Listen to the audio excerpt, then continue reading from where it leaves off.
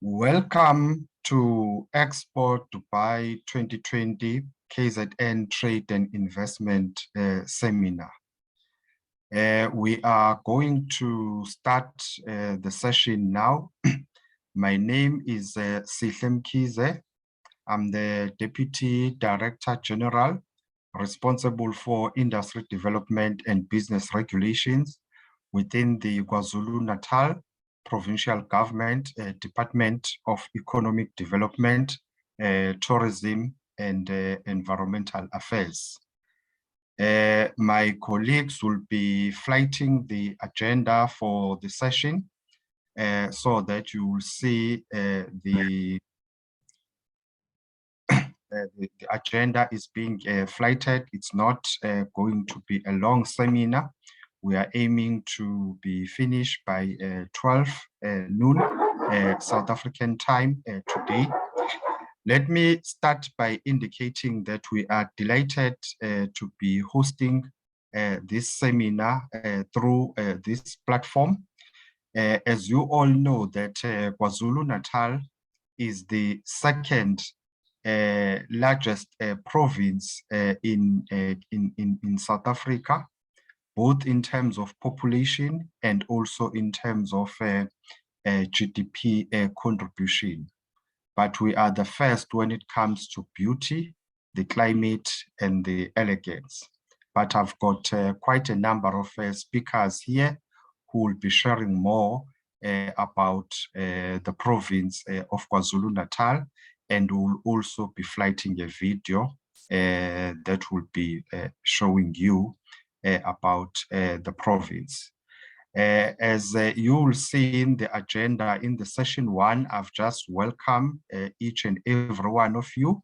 We will get the remarks from the Trade and Investment KwaZulu-Natal, which will be done by the CEO, Mr. Neville Maki, and then we'll get the recorded video of the remarks by our MEC, Honorable MEC, who will then be, it will be pre-recorded and be shown in that regard.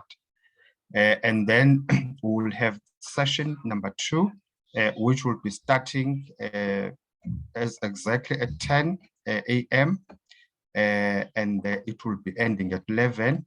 It will be facilitated by Mr. Yunus Hussein, who's the head of Invest SA. And then the last session will be between 11 and 12. And Mr. Neville will introduce the session, but the focus of the session will be on World Logistic Passport Initiative. And then there will be presentations in that regard. And then we'll do the wrap up and the closure promptly at 12 noon. So that is the agenda for the session. You are all welcome. Please feel at home. We are going to have a very exciting program today.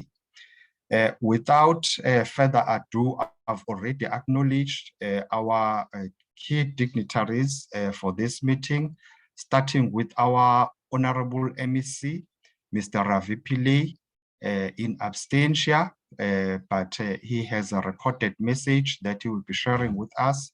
So we welcome him, in particular the CEO of Trade and Investment, KwaZulu-Natal, who's with us, Mr. Neville Maki, the CEO of Richards Bay Industrial Development Zone, Mr. Tabani Zulu, and also the head of Invest SA, Mr. Yunus Hussein.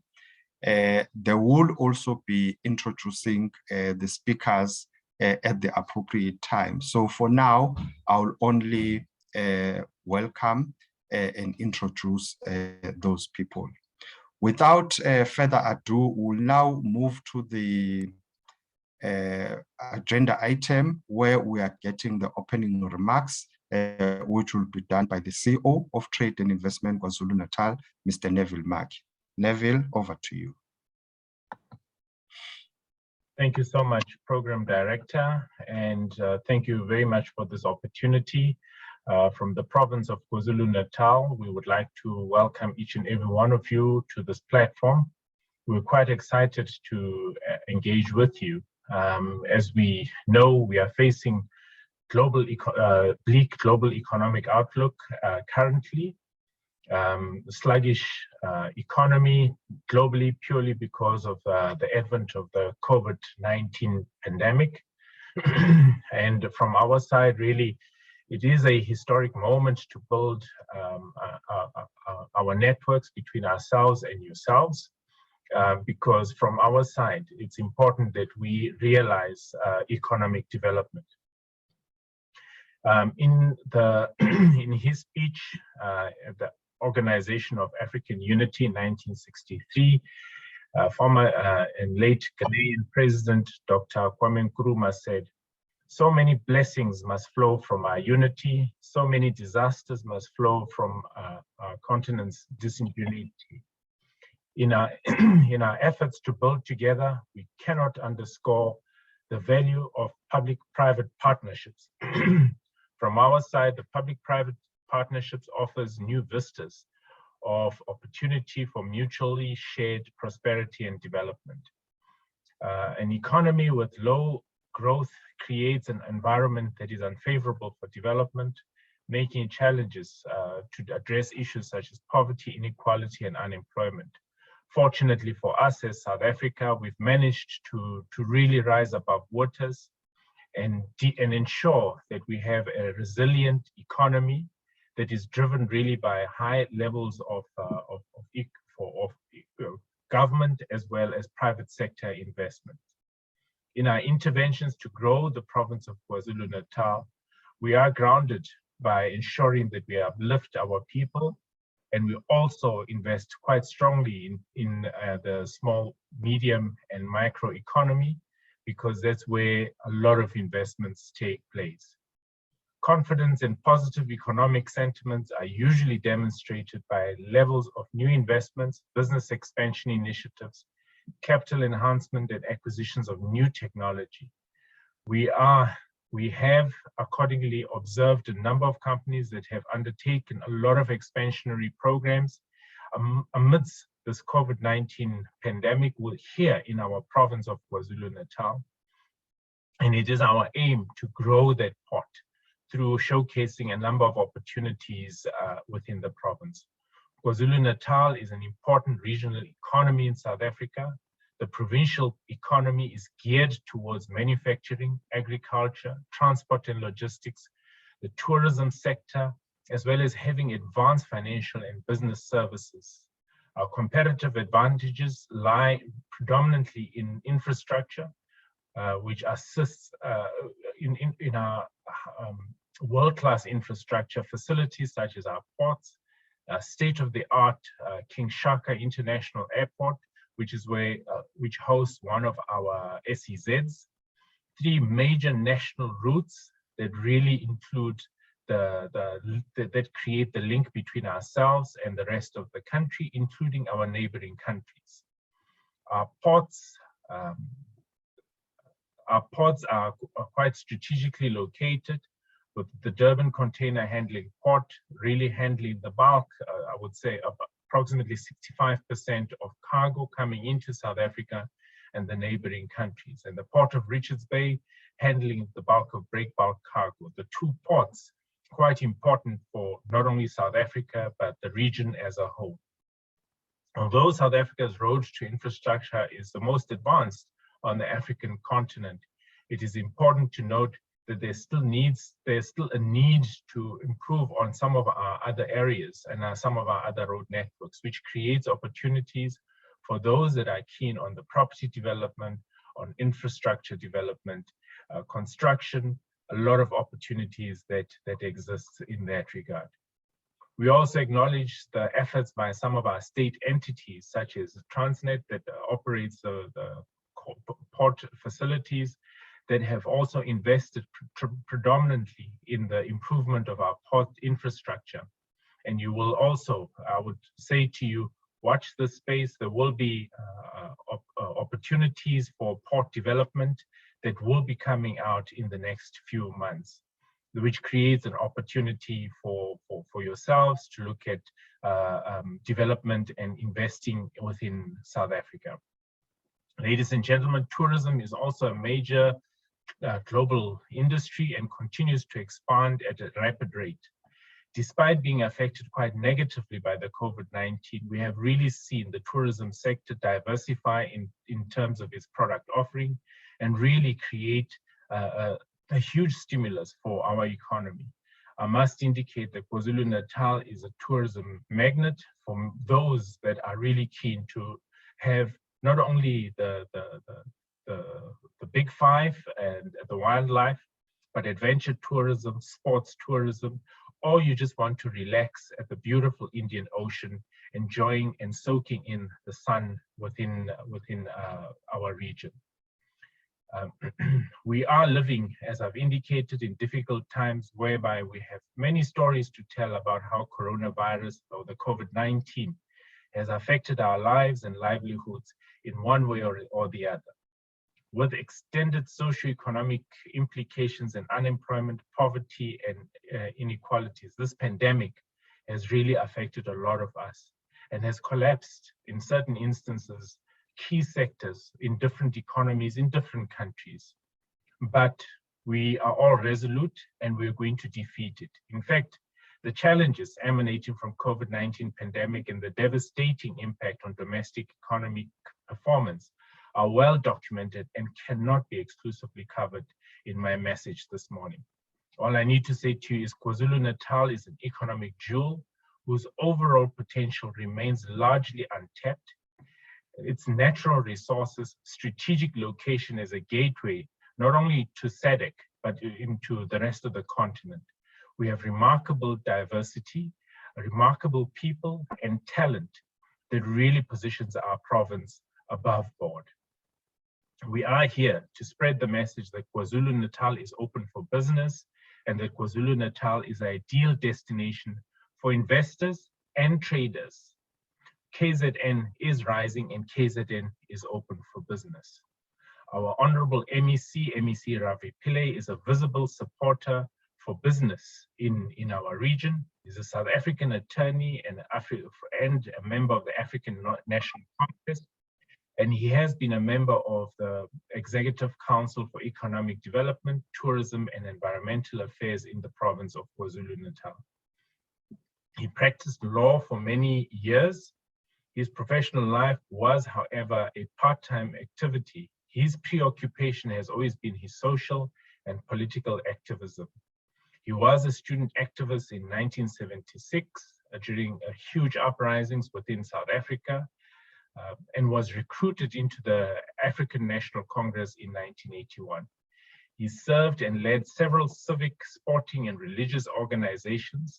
He played a leading role in the peace process on the South African South Coast during the turbulent 1990s and was co-chairperson of the local government negotiating team.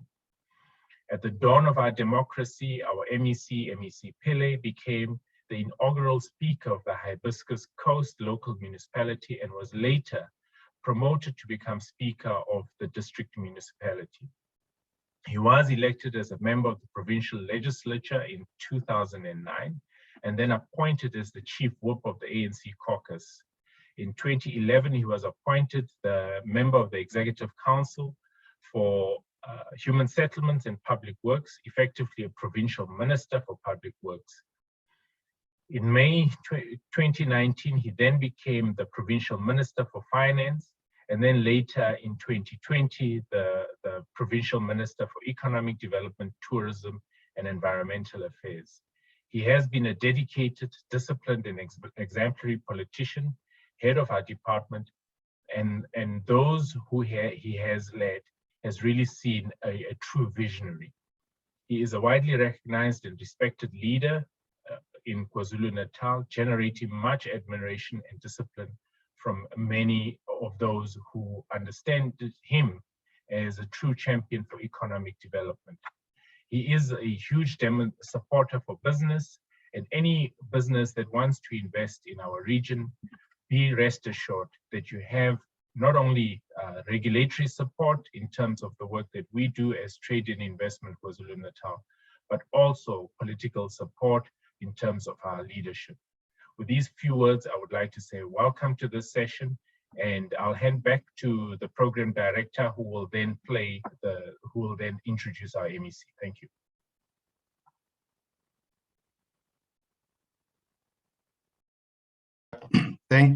Thank you very much, CEO, for eloquently presenting the attributes of KwaZulu-Natal, and also for introducing our Honorable MEC, Mr. Ravi Pillay.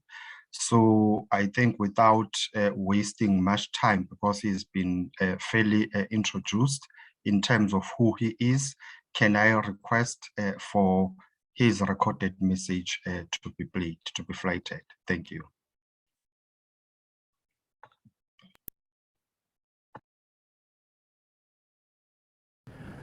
Thank you, Program Director, DDG Sishlem Kiza, our South African Consul General in Dubai, the Honorable Mr. David Magabe, Trade and Investment KwaZulu-Natal Chairperson, Ms. Ina Cronje, the Head of Invest South Africa, Mr. Yunus Hussein, Trade and Investment KwaZulu-Natal CEO, Mr. Neville Maki, Richards Bay Industrial Development Zone CEO, Mr. Tabani Zulu, Dube Trade Port CEO, Mr. Hamish Eskeen, ladies and gentlemen, and all those joining through various online platforms.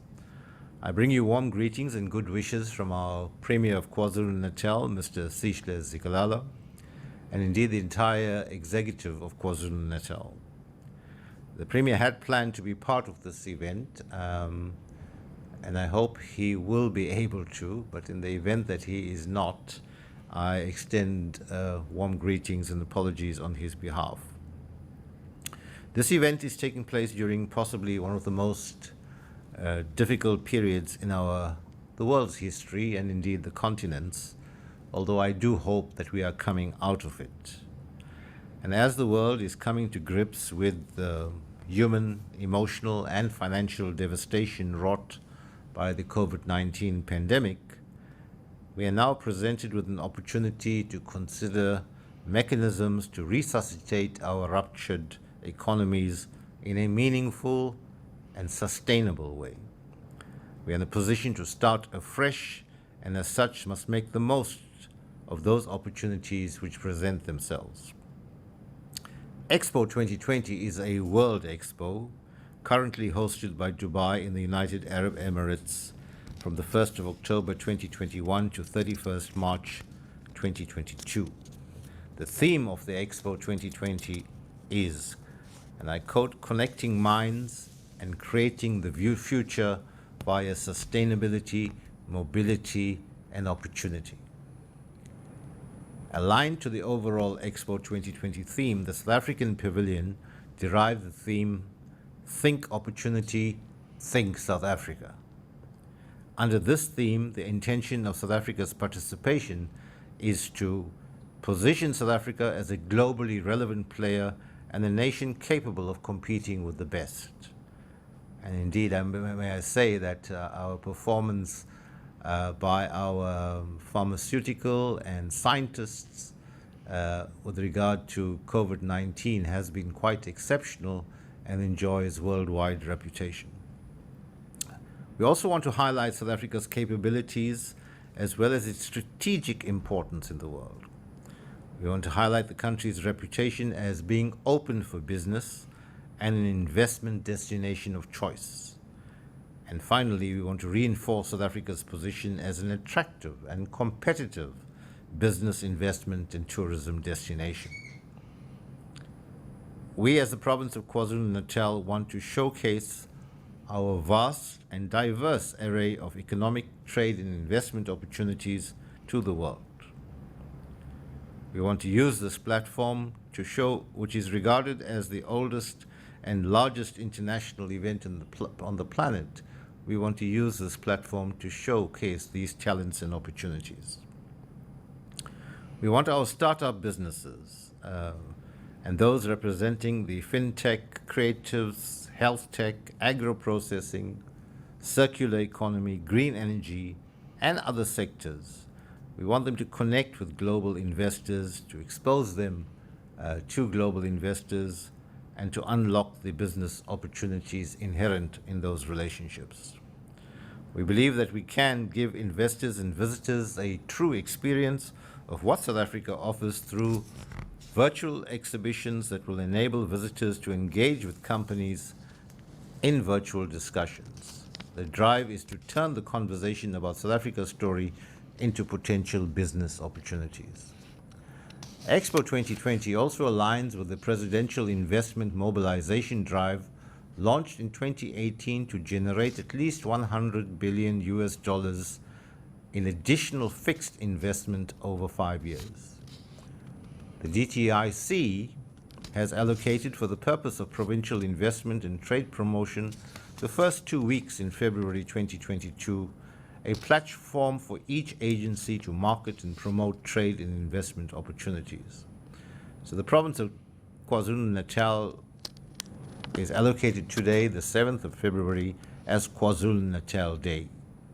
And we really want to use this day to expose investors to what KZN has to offer. Of course, it was the intention of the delegation from KwaZulu-Natal to participate physically at the event, but due to the travel restrictions, all activities had to be moved to online platforms. We've done so in partnership with DTIC and the South African Embassy in the UAE. This platform seeks to market KwaZulu-Natal investment opportunities, encourage potential investors to invest in the province, to create a platform where investors and traders are fully oriented on the strength of the KwaZulu-Natal economic climate, and of course showcase KwaZulu-Natal as the springboard for companies waiting to enter Africa. A forum such as this allows us to reflect on the challenges that this province and continent faces, as well as the opportunities that are in store. An often acknowledged opportunity is the proposed, well, no longer proposed, it's actually being implemented, African Continental Free Trade Area Agreement, which could create an integrated market with a total GDP of over $3 trillion, and which has the potential to make the continent the biggest free trade area in the world. This is but one of many, and these need to be properly understood and reflected upon as we chart the way forward. Last year, in the midst of COVID, but between the two waves, we had the opportunity to host the Intra-Africa Trade Fair, where over 40 countries, African countries and others were represented, where there were more than 10,000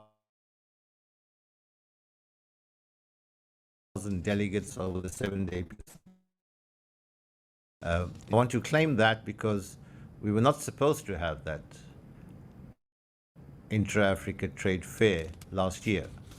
We had bid for it and were scheduled to only host it in 2023. Last year it was supposed to have been held in Rwanda, but because of difficulties that Rwanda had, we were approached by the major sponsors to host it, and we literally had just 4 months' notice. But we were able to do in 4 months what normally takes 2 years. And that, we believe, speaks to the passion and capability of our government and people of KwaZulu-Natal. A vigorous continent-wide export program must be put in place to address Africa's historical legacy, namely the colonial patterns of production, consumption, and distribution that we as a continent are still trying to overcome, but determined to do so. Similarly, the infrastructure map of the African continent shows that principally our infrastructure invariably leads from a natural resource point out to the nearest exit port. This extractive plan of infrastructure does very little to connect various African countries with each other, and the rail lines that move from one African country to another are probably the best illustration of this. The fact that the rail gauges between African countries often don't match presently, and this inconsistency regarding cross-border infrastructure represents huge challenges for a continent that is desperate but determined to increase intra-Africa trade. But we are pleased that there are already very exciting initiatives that are underway with regard to rail, with regard to road, with regard to the expansion and modernization of both the Durban and Richards Bay ports. These initiatives are already happening. Towards the end of 2021, Trade and Investment KZN met with the Ambassador of UAE, His Excellency Ambassador Al-Hamali, and representatives from World Logistics Passport. This meeting was to introduce TIKZN to the WLP concept, which is intended to bring all stakeholders in the logistics and related industries together to look at areas of efficiency improvements. The WLP program will call for the like of freight forwards, rail and road transportation, Dubai Trade Port, Richards Bay IDZ, customs and port operations, including Transnet and the Airports Company of South Africa, to come on board to look or to relook at ways to improve efficiency and competitiveness of the industry. There will also be a key element that the province, respective districts, and the eThekwini Metro will focus efforts on to drive transformation in the logistics area. Launched in 2020 at the World Economic Forum in Davos by Sheikh Mohammed bin Rashid Al Maktoum, Vice President and Prime Minister of the UAE, this passport is aimed at increasing trade opportunities between emerging markets by combining the strengths of national trade organizations, logistics leaders, and multinationals. It is hoped that this will form a close-knit alliance that is focused on trade growth. Some of the key elements of the WLP program, and which you will learn more about in the session later today, is the impact of programs like a 40% increase in trade based on a 6-month WLP pilot project in Dubai, and a reduction in total operational cost by over 20%, and in total operation time of more than 40%. So, Program Director, allow me the opportunity to share a few pertinent aspects of the KwaZulu-Natal province with you. Although it is the third smallest province by land size, it punches way above its weight because it is the province with the second highest GDP after Gauteng and sitting at 16%. Of course, we're also the second largest population in South Africa at 11.5 million people. Home to the Durban port, which handles roughly 3 million containers per annum, and Richards Bay port, which handles more than 100 million tons per annum. Both ports account for almost 60% of South Africa's cargo tonnage. Furthermore, Richards Bay has one of the world's largest sand mining operations and is also responsible for over 4% of the global exports of aluminium. KwaZulu-Natal, of course, is the country's main producer of timber and has some of the country's largest sugar processing plants. We are now busy implementing our post-COVID-19 economic recovery plan, which reflects on our diverse economy in KwaZulu-Natal. We've broken it up into about 14 sectors, and all of it is anchored on a strong social compact that we are building between government, business, labor, and civil society. Ladies and gentlemen, today's seminar is broken into two sessions. Firstly, there will be a panel discussion that will be facilitated by Yunus Hussain, the head of Invest South Africa, and will include inputs from the CEOs of 3 entities of the KwaZulu-Natal Department of Economic Development, Tourism and Environmental Affairs. And these are Trade and Investment KwaZulu-Natal, the Dubai Trade Port, and Richards Bay Industrial Development Zone. Trade and Investment KZN is the investment arm of the provincial government and its principal aim is to promote investments into South Africa and promote export of South African products onto the global markets. The Durban Trade Port is Africa's premier multimodal logistics platform and indeed the jewel in KwaZulu-Natal's infrastructure arsenal, with the capability to handle more than 100,000 tons of air cargo per annum.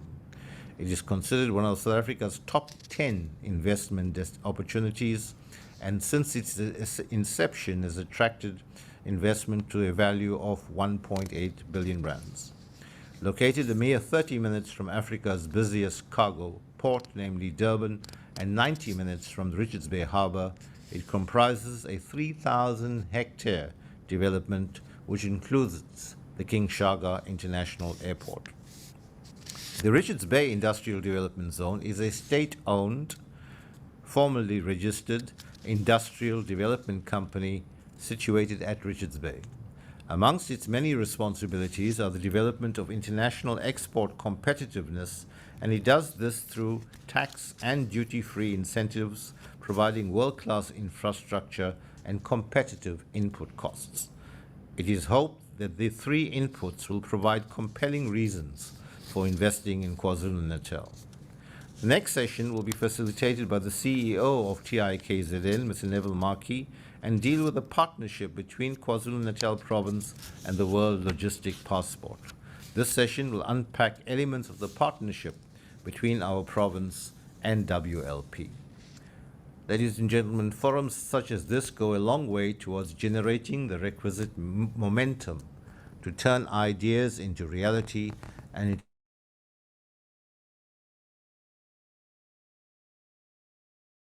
is hoped this will pave the way for more fruitful years ahead. Make no mistake, KZN is on the rise. Any student of South African history will know that KwaZulu-Natal is a critical strategic province in South Africa, providing much opportunity for growth and development and investment. I invite you to discover KwaZulu-Natal, to invest in KwaZulu-Natal, and embrace its warm and hospitable people. I thank you.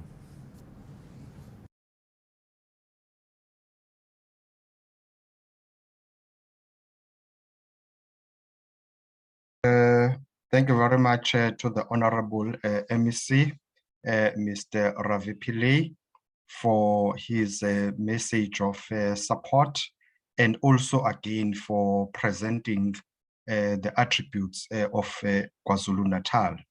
In a nutshell, the MEC is saying KZN is open for business. We have a clear blueprint as enshrined in our provincial growth and development strategy, and in our recently adopted economic recovery plan. We have the right infrastructure as indicated, as represented by the two international seaports in Durban and Richards Bay, and also the international airport in King Shaka International Airport.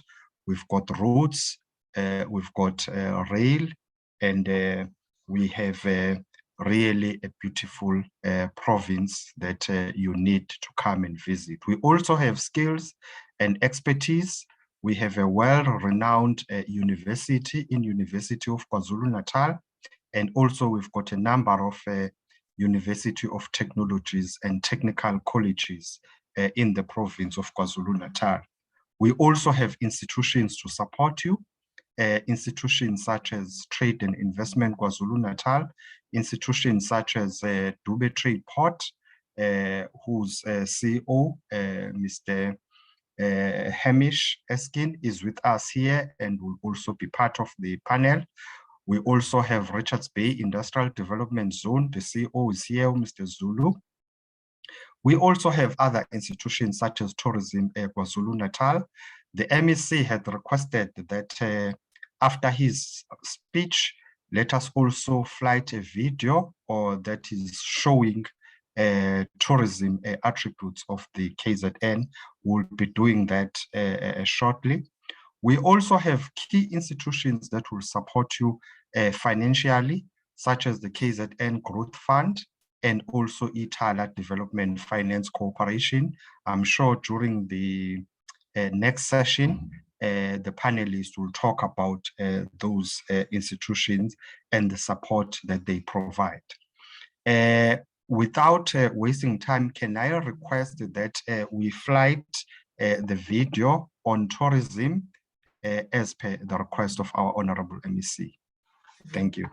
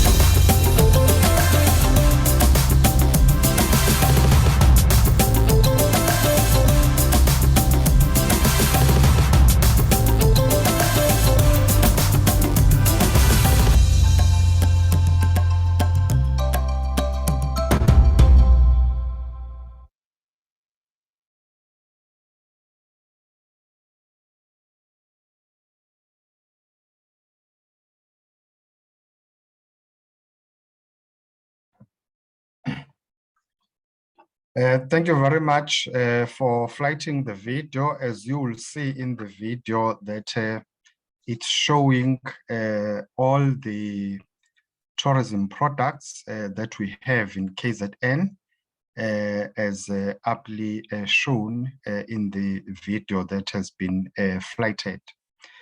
Let me also indicate we have received an apology in terms of the next session. It's now going to be facilitated by Urashmi Rakavan, who is the Senior Manager at Invest SA. Welcome, Rashmi. Thanks for representing Invest SA. And we have now noted an apology from Mr. Eunice Hossin.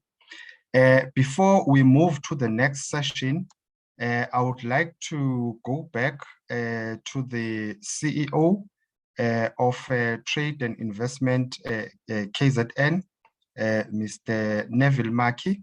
If you can just give a few remarks wrapping up on the videos that have been flighted and also the remarks by the MEC in preparation for the next session. Thank you. Thank you so much, DDG and Program Director.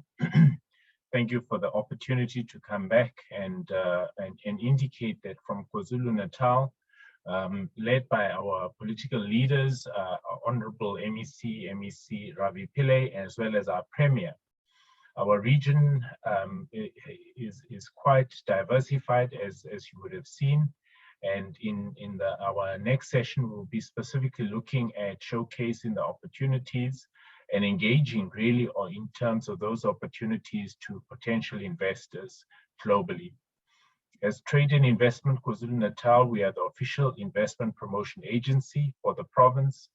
Any information that you require, if you enter Expo2020 in Dubai, our colleagues at the DTIC stand will be, and Brand SA stand will be able to share our information with yourselves. We are the first port of call to doing business in KwaZulu-Natal. We deal both with regulatory compliance as well as supporting companies in locating in our region. Our special economic zones are specifically targeted at ensuring that they create a landing zone for your business to be located, depending on the opportunities and the sectors that you'll be looking at. Our Honorable MEC has presented a myriad of opportunities in terms of investing and doing business in KwaZulu-Natal, and also giving the assurance that from a political perspective, you have the support as well as from the government perspective in terms of regulatory compliance. You have us as entities on the ground to support you to do business in our region. With those few words, I want to thank you for having engaged and having listened to the two presentations, and I will hand back to the program director. Thank you. Thank you very much, CEO, Mr. Maki. We really appreciate your presence and also your input in this session. We are doing very well in terms of time. We'll move straight to session 2, which will be facilitated by Rashmi Raghavan. It has already been introduced by our MEC. It's the panel discussion on trade and investment opportunities within the province of KwaZulu-Natal. But as you all know that South Africa is a unitary state, so we work within the country, and we are so pleased that today the facilitator for this session is coming from Invest SA. Rashmi, over to you. Thank you. Good morning, everybody, and good morning from the sunny shores of South Africa. My name is Rashmi Raghavan, and I am the Senior Manager within a division called Investment South Africa, which is part of the Department of Trade, Industry and Competition. And it really gives me great pleasure. And also, I would like to thank KwaZulu-Natal for requesting us to be part of this particular session, a strategic partner to the Department of Trade, Industry and Competition, and certainly allows us to have this discussion, which also allows for key insights to be shared by the chief executive officers of these institutions, which is the Dube Trade Port, the Richards Bay Industrial Development Zone, and the KwaZulu-Natal Trade and Investment. Key pillars to economic contributions to the country, and certainly strategic pillars in being instruments that can be utilized by foreign direct investors that are looking to place their investments in South Africa. As we say, think opportunity, think South Africa. And we are very pleased to have Mr. Neville Maiki, Mr. Tabani Zulu, and Mr. Hamish Akshin to share their insights and share their knowledge and experience in further promoting KwaZulu-Natal as an investment destination of choice. And without further ado, let me go right into the questions, or at least to share your remarks. I'll start off with Mr. Neville Maiki. And as we all know, the world economy has really undergone tremendous changes, upheavals over the past decade. And this has shaped the way the investment promotion agencies operate. Could you share some of these changes with us and provide examples of how the KwaZulu-Natal Trade and Investment has adapted to and benefited from these changes? Thank you, Rashmi, for the opportunity, and thank you for the question. Yeah, with the pandemic, we've had to move a lot of our platforms online and engagements online. We've got two sets of investors, those that were already engaging with us, looking at investing in our region, whom we were facilitating. And those investors actually moved into two platforms. Those that actually put a pause button in terms of the investment because of the pandemic, impacted by, of course, the timeframes and delaying their projects. But we have those investors who went ahead with their projects. And we were quite excited to land quite a few of those investments in the last 12 months. And as you know, it has been very, very difficult and a huge challenge for our region. And then the second component has been dealing and ensuring that globally we have a presence, and working with the South African embassies globally and consulates, consul general's offices. We've been able to extend our reach into key markets that we have identified, but we have not been sleeping. As KwaZulu-Natal, our main focus and drive has been really how do we deal with ensuring the full implementation of the Africa Continental Free Trade Area Agreement from a regional perspective. We then put together, we actually did a full analysis of the types of products that are produced from KwaZulu-Natal. We then associated and linked those products to key markets within the African continent.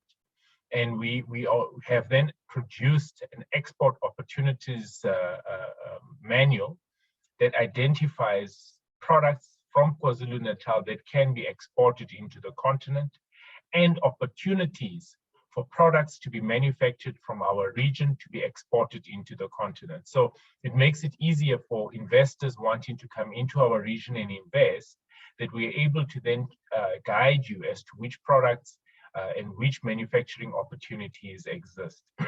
Similarly, with the specific markets within the continent, we've identified key products that we don't have as KwaZulu-Natal that we would also like to bring into KwaZulu-Natal, because intra-Africa trade is about trade and ensuring that we build Africa and Africa becomes a stronghold.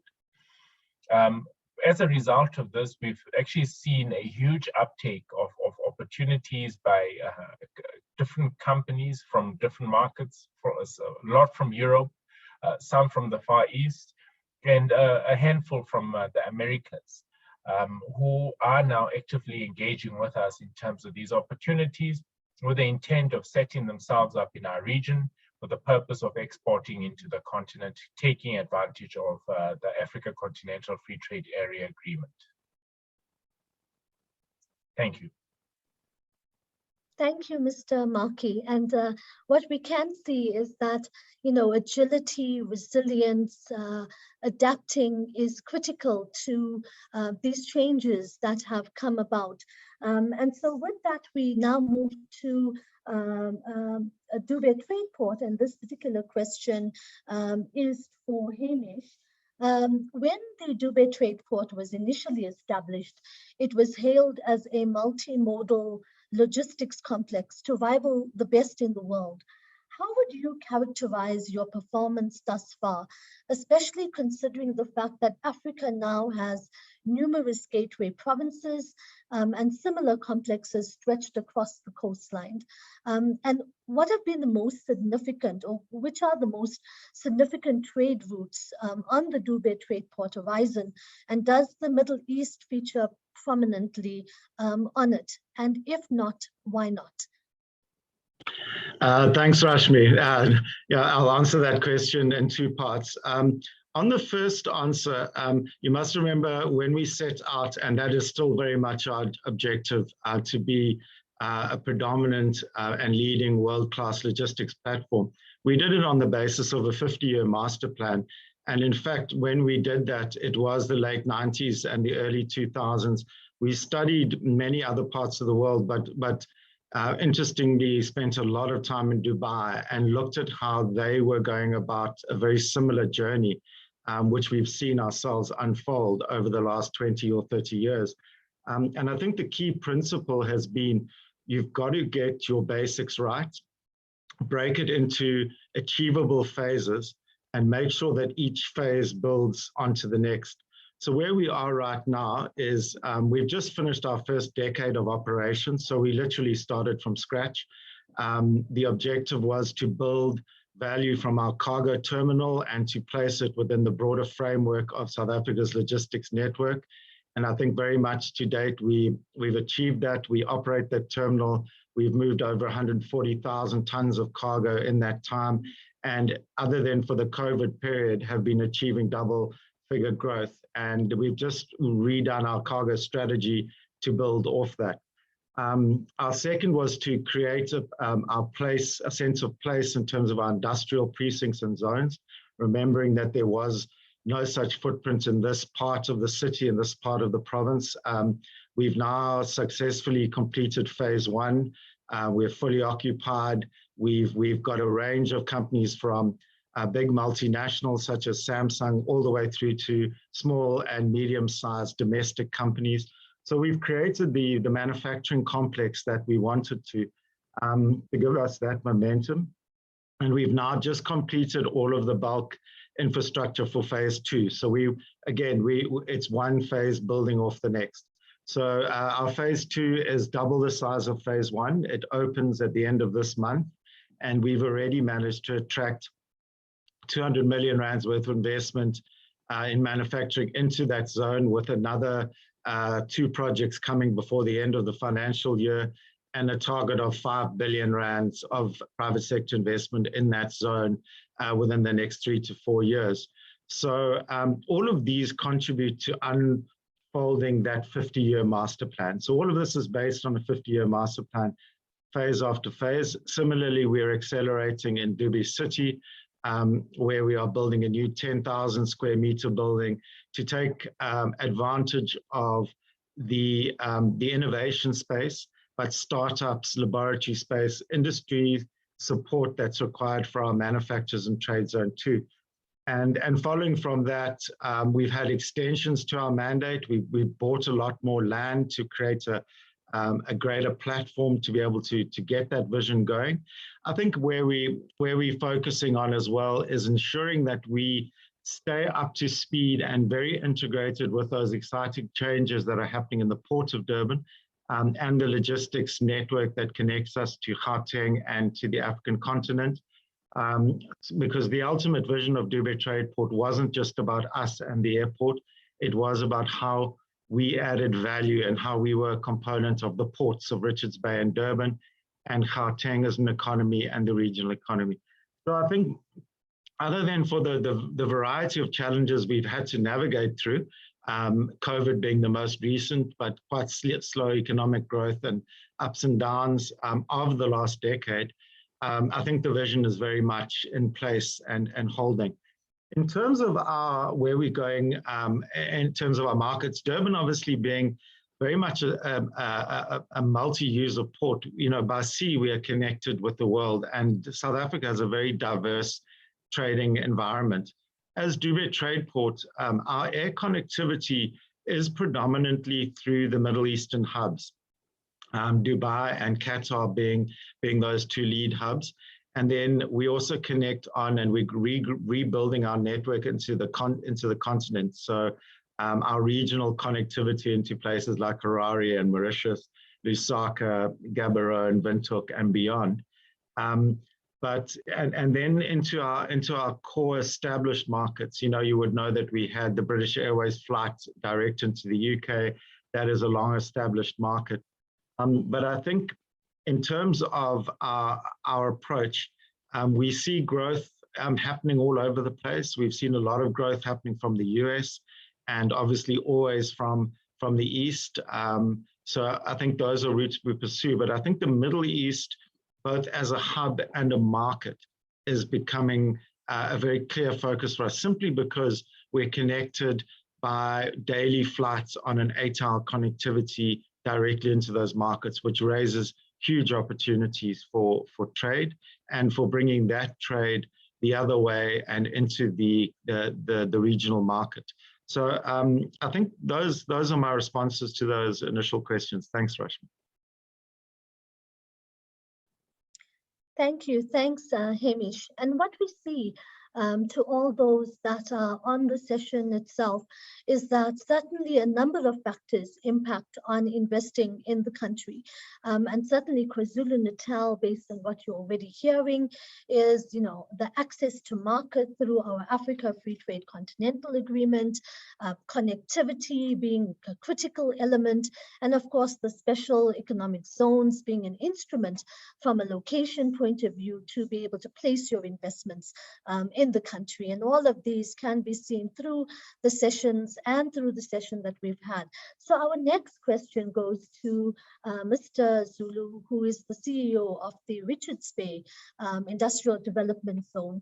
Mr. Zulu, IDZs and SEZs are recognized globally as tools to promote trade, economic growth, and industrialization.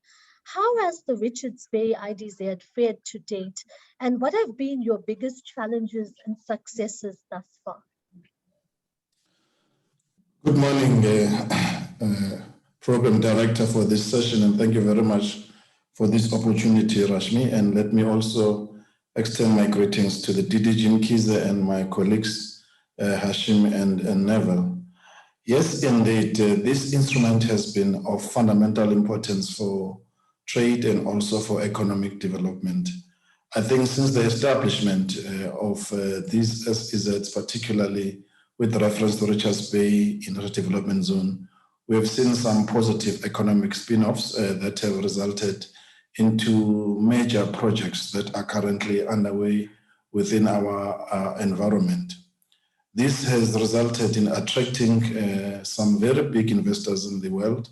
One can mention Velma Processing being one of the huge investors that we have at our disposal with an investment value of 1.1 billion. And this has, as a result of the economic space that has been created by the establishment of our IDZ and also the promulgation of our Special Economic Zone Act.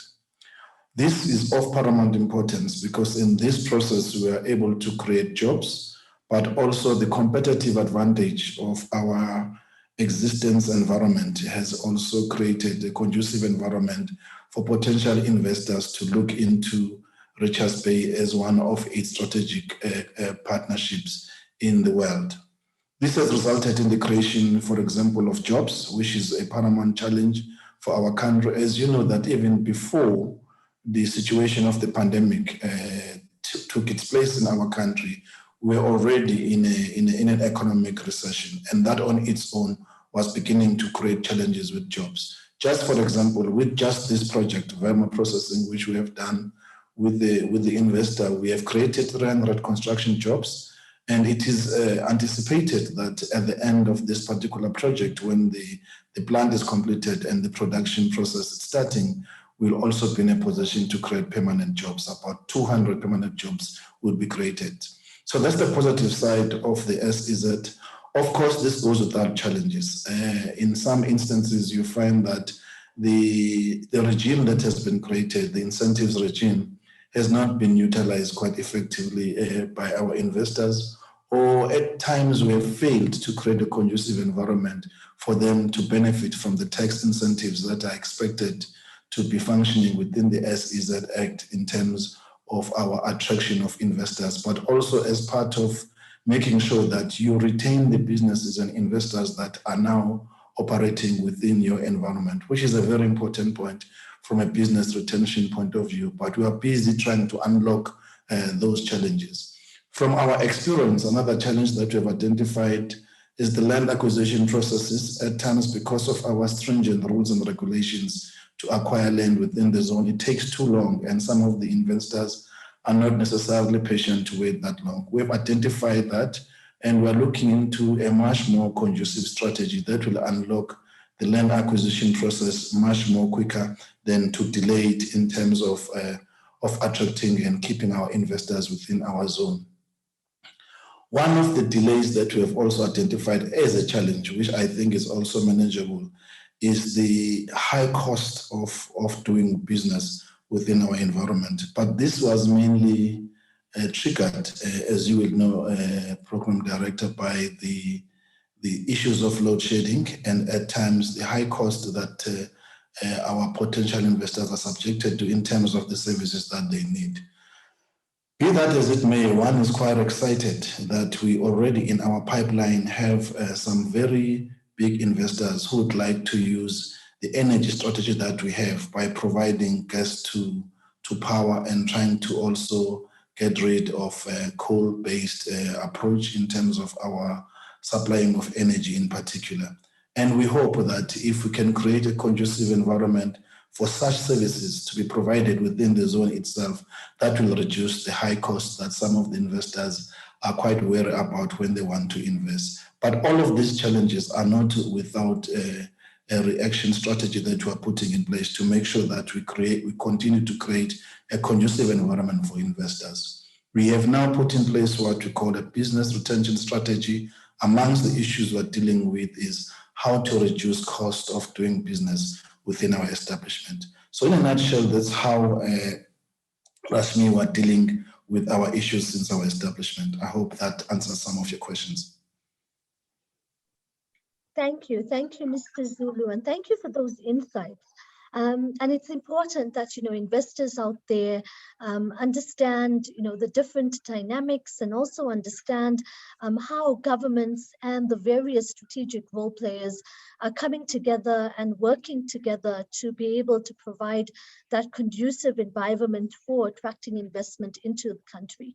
And certainly partnerships are critical. And what we see as South Africa is that partnerships not only are able to work to come to solutions to be able to resolve these problems, but we also see that the president, through his economic and recovery and reconstruction program, has placed a lot of emphasis on economic growth through investment mobilization, but also infrastructure rollout. And as you rightfully allude, that infrastructure is critical to any investment, and we're certainly seeing a high amount in terms of the rollout itself. And we certainly look forward to also increasing the number of investments, and also to be able to indicate to investors that partnerships are really key. And we in South Africa do have the partners and do have the companies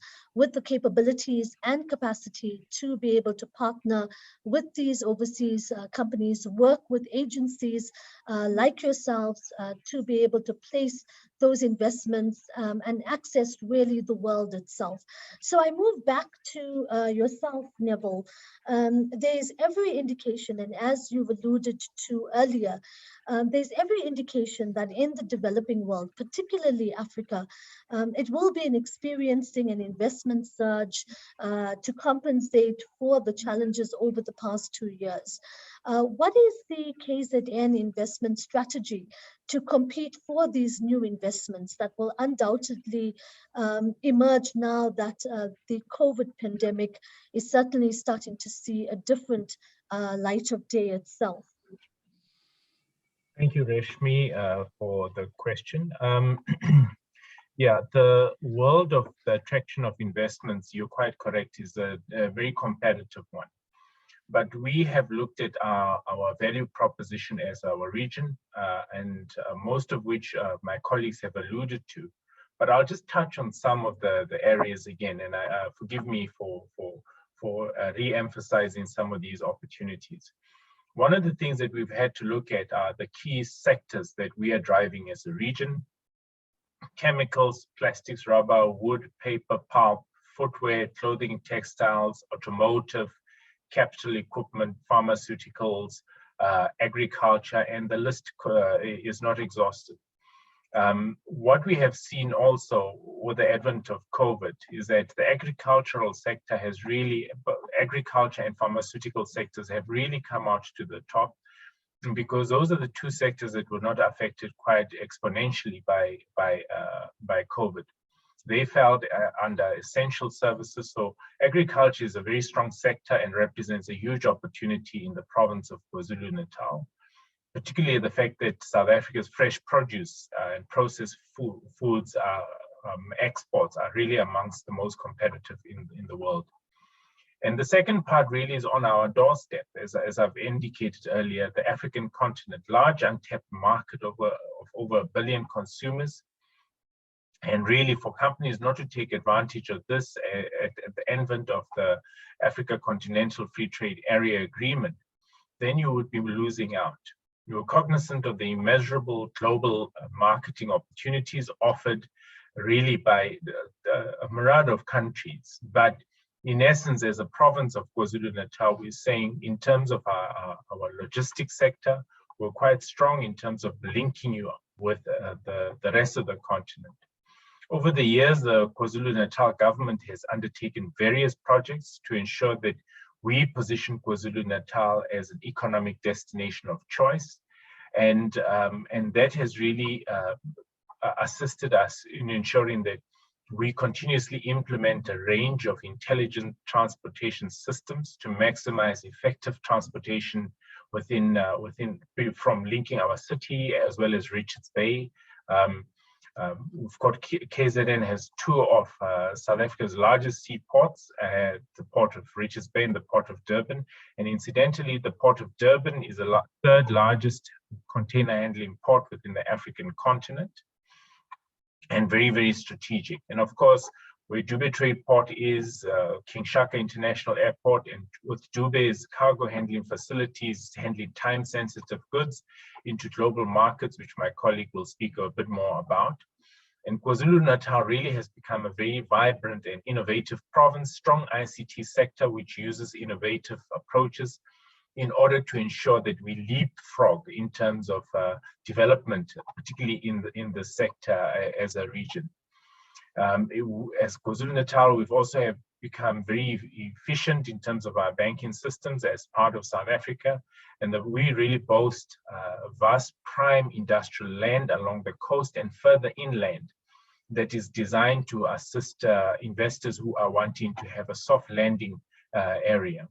And our government of KwaZulu-Natal has really completed a number of implementation plans, and you asked about our investment strategy, which really focuses on industrialization, localization, SME development, and supporting of businesses that are wanting to locate in our region.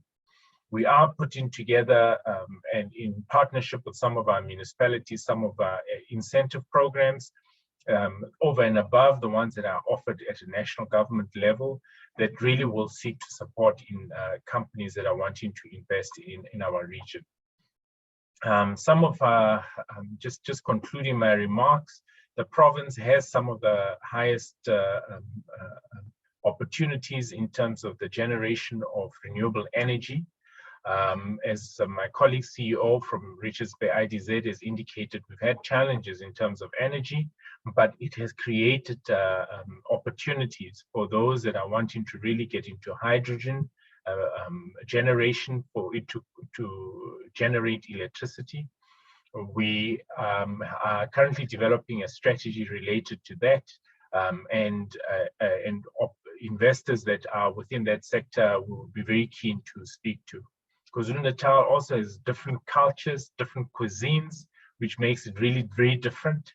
We're vibrant. Thousands of local and international investors normally flock into our region to visit our breathtaking tourist facilities, and also to engage with us in terms of doing business and also trading, or generally being at leisure. Thank you.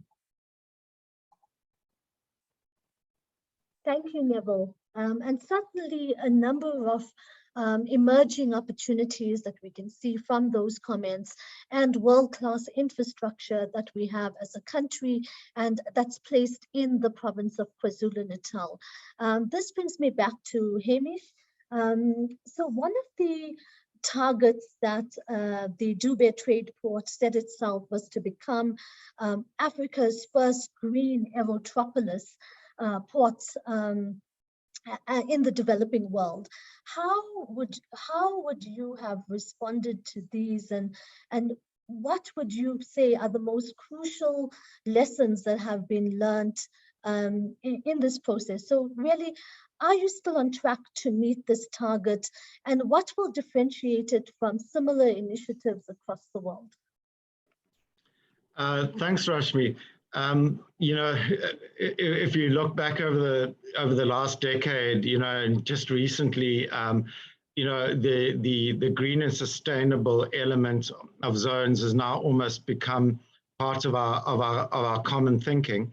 But when we started in 2010, it was quite unique for us to come from that perspective. We oddly enough, we launched and started when COP17 was held in Durban, and we had a lot of, you know, the lead thinking on environmental in Durban at that time. And we decided we would start, you know, obviously being an airport, we always were aware, although we don't operate the airport, that's operated by AXA, the fact that we generate air cargo, there was always going to be the factor of needing to offset those carbon miles, particularly also the travelers coming into the airport. So we're always aware that airports needed to have that offset capability, and the zones, the aerotropolises around them. On top of that, we we built the airport in an environmentally sensitive area. So we had very large environmental offset commitments in terms of wetland, forest rehabilitation, grassland rehabilitation. So our entire framework of starting our project was very, very much around green and sustainable. And we've maintained that throughout. The things we've done at first is to see where we could get those very quick wins. And I think the place we achieved that first was at the agri zone. We decided we didn't want to draw off municipal water supply. We wanted to create a fully sustainable circular water system. Now you must remember that was an ambitious target because we're talking 160,000 square meters of glasshouse that's in full production, absorbs a huge amount of water. But we used a 3-dam system with reverse osmosis, and we've achieved close to 98% sustainability of water captured off the roofs of those glass houses and run off into that water system. So we've certainly achieved that objective. The second was to look at how we began to move off a total reliance on municipal power systems. And we began with the establishment of the solar array panel systems, initially on the roofs of our pack houses, and then we added standalone arrays in the agri zone. And on any day, weather dependent, we can generate up to 35% of our energy needs in a day. So that process, we then moved over to the trade house, and we've done similar where we have certain buildings like the trade house which operate almost entirely on solar for the large majority of the day. But I would say those are experimental and proof of concept. We're wanting to take that far further down the road. I think load shedding and the challenges with sustainable power are a critical element of creating a sustainable and attractive zone, but also the ability to demonstrate to our investors that they are coming into a zone where they can also claim carbon credit over time by utilizing and having access to clean power. So we are now in the process of finalizing a full standalone power generation system at Duvet Tradeport, which is based on a complementary gas and solar system that will create sustainable power and clean power for our tenants for the long term. On top of that, our environmental assets have been greatly expanded in the 10 years that we have been operational, to the point that we've met each year all of our rehabilitation targets. So we have created significant amounts of new habitat within the catchment area of Duvet Tradeport, and we continue to build on that. So as we grow, we've got a 4-to-1 ratio. For every 1 hectare we develop, we've got 3 hectares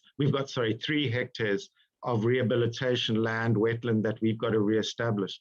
So the long-term picture, as we then move into our Aerotropolis master plan, is to just simply keep on maintaining and expanding on that model where we combine environmental resilience with renewable energy, with water management techniques that draw the least amount of that resource. Obviously, then we also look to investors coming in that support and want to achieve similar outcomes. We've had companies like Chem Energy come into our zone. They manufacture hydrogen fuel cells. So we also want the industries in the zone to be pursuing those type of green objectives where we can. And we expect to very much be part of some of the evolving industrial themes like electric vehicles going forward as well. Thanks. Thank you, Hamish. We can certainly see how Duvet Tradeport has positioned itself in terms of being at the cutting edge in attracting investors that really are looking at how do we go even more green. And certainly we all know that for an investor to make decisions such as these are critical elements that investors look at, from an efficiency point of view, but certainly now that the global landscape is looking at more green, looking at how to optimize those resources as well. And certainly from the plans that you have for Dubai Trade Port, we can certainly see a number of investors that may have not known this, but certainly knocking on the doors to be able to partner with yourselves in putting those investments itself. We move back now to Mr. Zulu. According to UNCTAD, there are nearly 5,400 such zones in operation across the globe, with at least 500 currently in the pipeline. What is Richards Bay's IDZ's unique selling point, and how can this be leveraged to ensure that it does not become a costly failure? Thank you very much, Rashmi, for that very important question. As partly I touched on earlier on that our zone is established in a very strategic location, and I think my colleague has touched on that, Mr. Maji.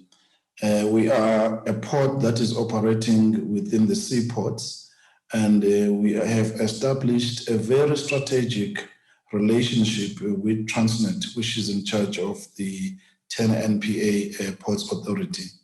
The reason for that is simply to make life very easy for business development strategies for all our potential investors that are operating within our zone. That's one of the most major selling points. And one of the challenges we've established with the potential investors is how then the export markets internationally or globally can be taken competitive advantage of once goods are basically manufactured within the zone. And the port that we have within our very, very close proximity of our operation is one of the strategic ports we have, not only for Richards Bay in the northern of KwaZulu-Natal, but even for the province at large. That's one very important selling point. And right now, the port that we are operating within is looking into their expansion strategy. Amongst of the new beds they want to create is to do containment for various goods that we have. You know that at the moment, the Durban port is the largest when it comes to that particular facility. And they're looking into expanding within Richards Bay and create a very conducive environment for that. That will attract more potential investors who may want to do exporting to various markets globally as well as domestically. Of course, domestically, some of the products that are going to be produced by even the current existing investors will require the conducive of our roads network. And that's one of the selling points we have. If you look into where we're located between us and Johannesburg, which is the economic hub of the African continent, is about 458 kilometers. To Durban, it's about 158.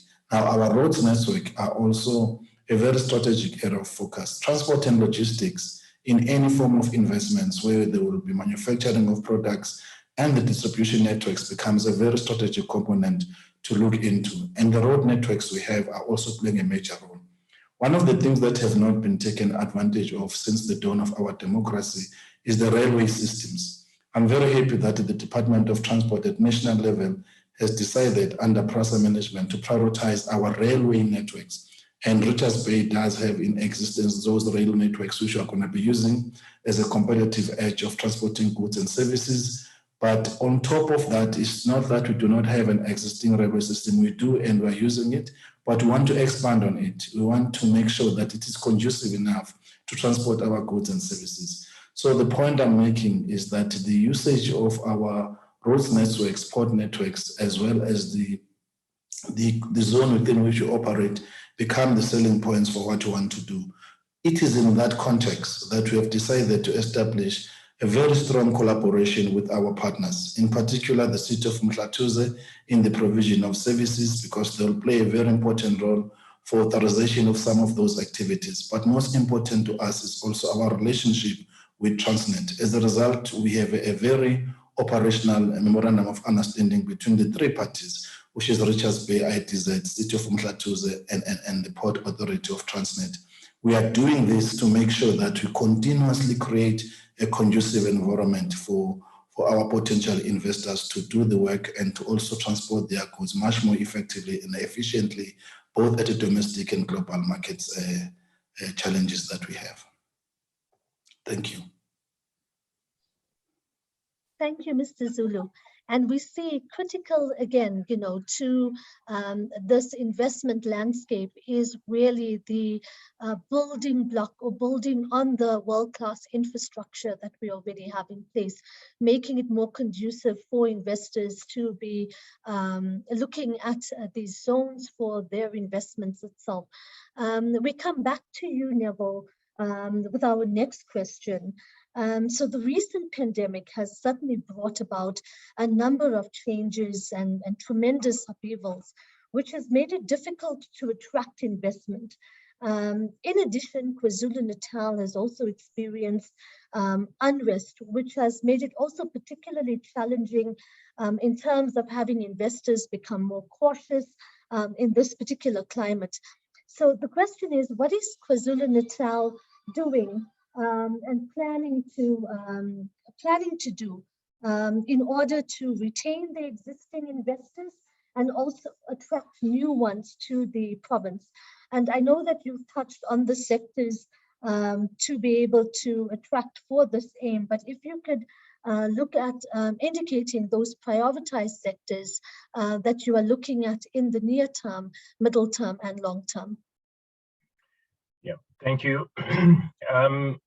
When we were hit by COVID-19 as a region, the first thing through our political leadership and the leadership of our Premier that we had to look at was an economic recovery plan for our province.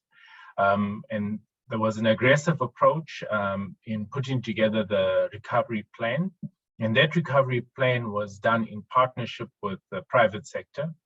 In fact, a lot of the work streams, which the Honorable MEC Pillay in his address earlier mentioned, the 14 work streams, each one of those work streams represented a sector of the economy, and each one was chaired by private sector and deputy chaired by a private sector. So a lot of input that was generated as part of our economic recovery and reconstruction plan actually came from the private sector, informing government on what is required for the private sector to get back onto its feet. The second component was really related to, from government services, what needs to be done to ensure that the economy continues to operate optimally. Of course, the first few months of lockdown were a challenge in that only essential services sectors were able to operate, and then non-essentials were actually under lockdown. But that has slowly been eased, and we've seen a huge upswing. And a lot of the government implementation programs, which the private sector has inputted on, have actually been implemented in order to ensure that we recover our economy fairly speedily. It's not complete yet because we're still in a pandemic, but we're slowly getting there from that perspective. We've seen a huge increase in terms of our exports, and we've seen, as I've indicated earlier, a lot of private sector, the ones that were a bit cautious, have actually come in to invest in our region. And then the second component is the hiccup that we had in July last year in terms of the civil unrest, which really lasted just a few days. But our government really put together a 14-day plan immediately during that period. And that 14-day plan, each day had key programs that needed to be done in order for the government to respond effectively. First of all was safety and security, which was done in partnership with the military, the police, South African police services, and where there is city police, those also came on board. The second was to ensure that essential products and services reached the actual destinations, such as fuel, food, etc., and we do not have a run out of food, and that happened fairly quickly. And then the third was to ensure economic stability. So based on those, really within the 14-day plan effectively became an 8-day plan, because within 8 days, everything had been curtailed, and we've seen stability within our economy.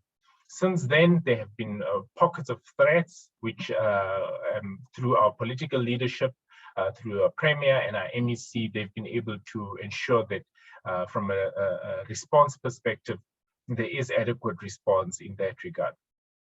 In order to retain our businesses and to ensure investor confidence, we do have a business retention strategy as a region. And also, for example, Richards Bay IDZ has also indicated that even within the SEZ itself, they've developed their own retention strategy, which ensures that we don't only work with the attraction of investors, but we also work on sustaining our investors and ensuring that our investors are serviced all the time. We are always a phone call away, and we engage with our clients all the time. We've got a very close working relationship with the private sector, both existing investors as well as new investors coming in. Our understanding in terms of investment retention is that 70% of investors that are retained will reinvest in our region through expansion programs or new opportunities. So it's important that we look after existing investors and that we continue to work aggressively hard on that to ensure that we operate optimally. Thank you. Thank you, Neville. And certainly a number of global studies have shown that as well, that retention of investors are far easier than attracting new investors itself, because your existing investors also have created and developed strong partnerships with the different agencies and are key advocates to be able to attract potential new investors into the country as well. We now go back to Hamish. The post-pandemic has brought with it a number of challenges, especially for trade ports such as Durban Trade Port in the developing world or in a developing perspective. How has Durban Trade Port responded to these, and what have been the most crucial lessons that have been learned in the process? No, thanks, Rashmi.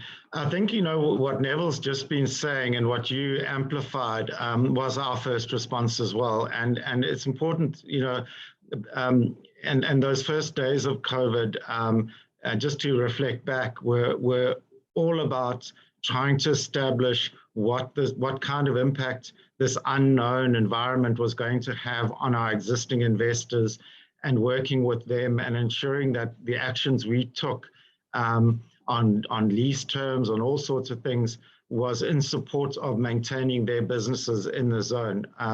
So I think, it just amplifies that same point that, the post-COVID world will draw on some experiences we've had during the COVID experience ourselves. I think looking at what we're expecting, it's very hard. I think no one would be able to say exactly what the global economy is going to form into and what sort of shape it's going to take in a post-COVID world, because I guess we are only just entering that space. Our approach has been, number one, we want to stick to the basics. And the basics for most investors is you've got to have a stable environment, stable infrastructure, well linked into the markets, well linked into the logistics environment, strongly functioning services, and a secure and supportive environment where the SEZ operator, wherever possible, looks to add value to your business. So we want, and we're very much focused on that stabilization approach. And we've taken that forward in terms of our new zones coming in, so that it's able to catch whatever new environment emerges. I think the second element where we've diversified our strategy is, again, it's almost trying to respond to the unknown. We have spent a lot more time in the last 3 to 4 years building a much broader range of spaces in the Durban Trade Port. So we've built, for example, facilities that can accommodate the initial needs of small, medium enterprises, for example, where they would be outpriced by the very large facilities we have, which are 10, 15,000 square meter facilities. So we've created quite a number, 18 mini factories, for example, that the take-up has been really strong on, so that we can create an environment, because we're not sure, in the post-COVID environment, are we going to see an uptick in small, medium enterprises that are refinding their feet and creating new spaces and looking for new opportunities in the market. We've certainly seen the growth in mid-sized domestic companies. So we've again started to put facilities into the ground that are in that sort of 2,000 to 5,000 square meter range, where we give almost an immediate investment space, so that we can also be agile in terms of because investors often overlook the time that it takes to actually establish a facility, how long it takes to build one and get planning permissions and actually get them operational. And we've seen that so many times that our approach is, well, let us create the flexibility, let us create an environment like that. So we've embarked on one project which is in construction already, and 2 that are going into tender by mid-year. So we really are trying to get ahead of that curve. And then, of course, we've got the large sites available for the multinational and the big local investors as well.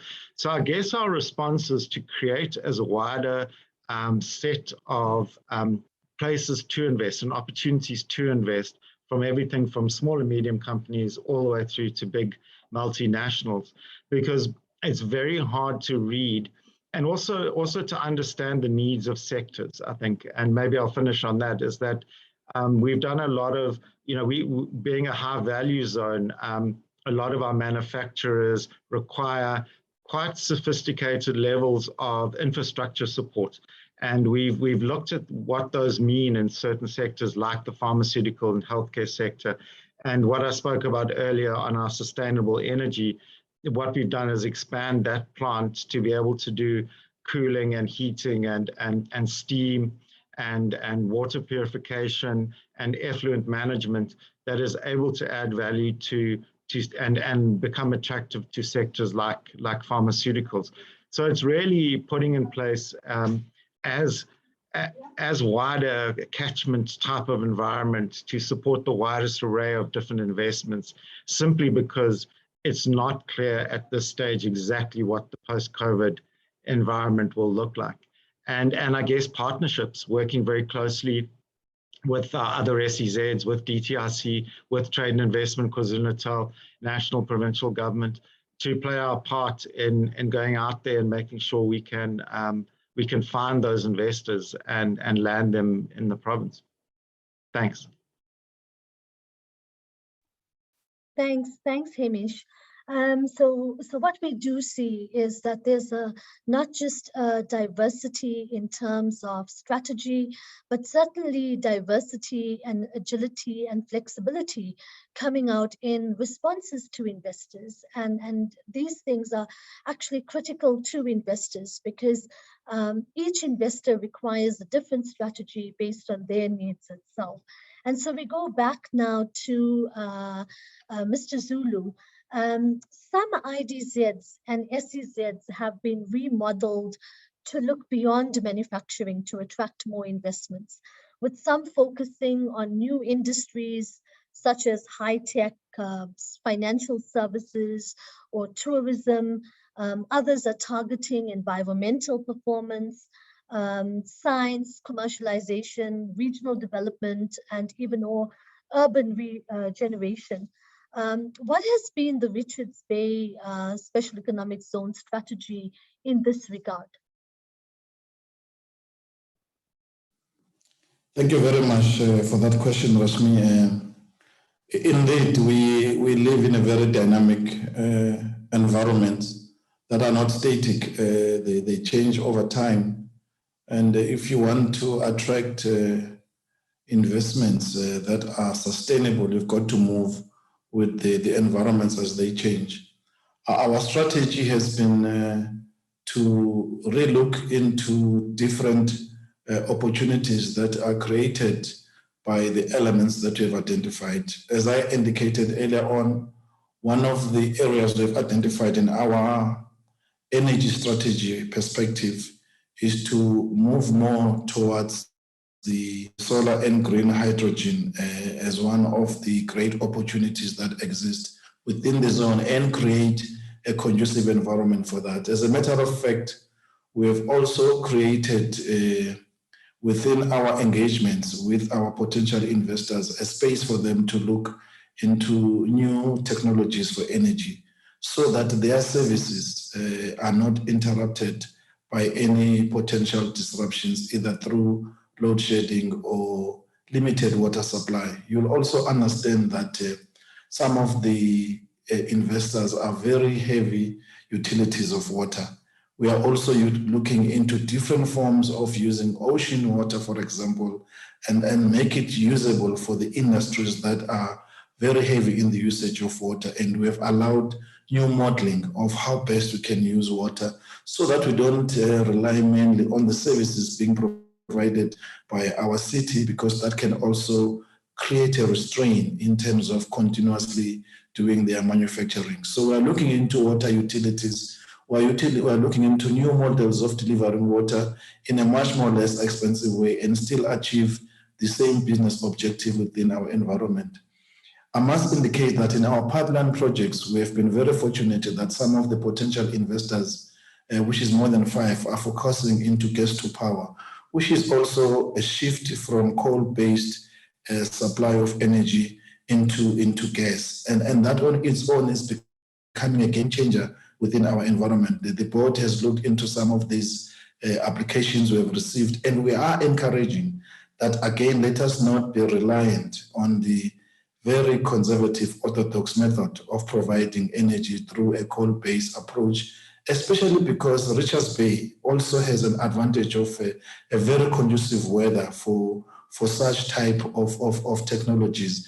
And if we begin to focus on that as we are doing, that will also make sure that there's continuous availability of the services that our investors they have at their disposal.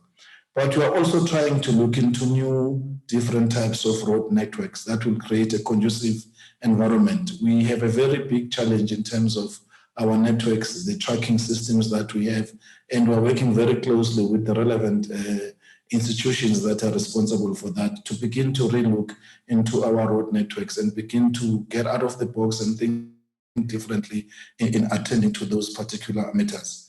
But all of this will require also a very close working relationship with strategic institutions. As a result, we are working very closely with the Department of Minerals and Energy, because some of this is particularly in reference to renewable energy will require some of their licensing to do so.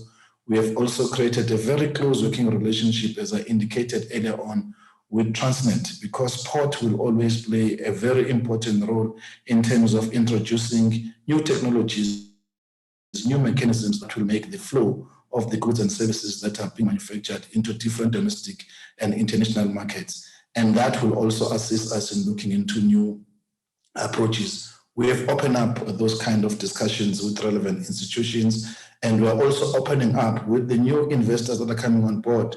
Some of them are well placed to actually also assist and advise us on the new technologies that they themselves, when they come into our zone, they want to use. And we have decided to get out of the box, look into our legislation, if there are elements that needs to be reviewed to make sure that we continuously create a conducive environment for this, it's done.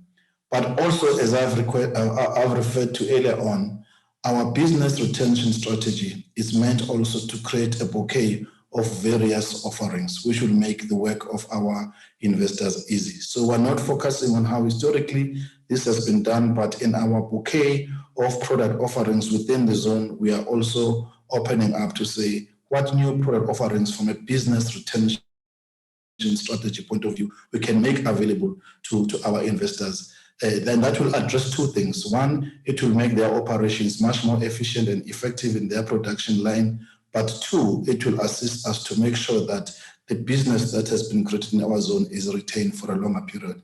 As you know, that some of them, they enter with us into long-term leasing agreements 20 to 30 years because of the nature of the work that they'll be doing. So creating these product offerings and introducing new technologies for the work that is done becomes a very strategic component of our relationships with the investors and institutions that are in charge in that. So that's the approach we're adopting, and it seems to be working based on the applications we are recently dealing with in our pipeline. Thank you, Rashmi. Thank you, Mr. Zulu. And now we go back to Neville with the question in terms of certainly the COVID pandemic has forced all investment promotion agencies to reevaluate their business models. Please, can you indicate or illustrate how the KwaZulu-Natal Trade and Investment Agency has changed in order to take into account these new global dynamics of a post-pandemic trade and investment strategy?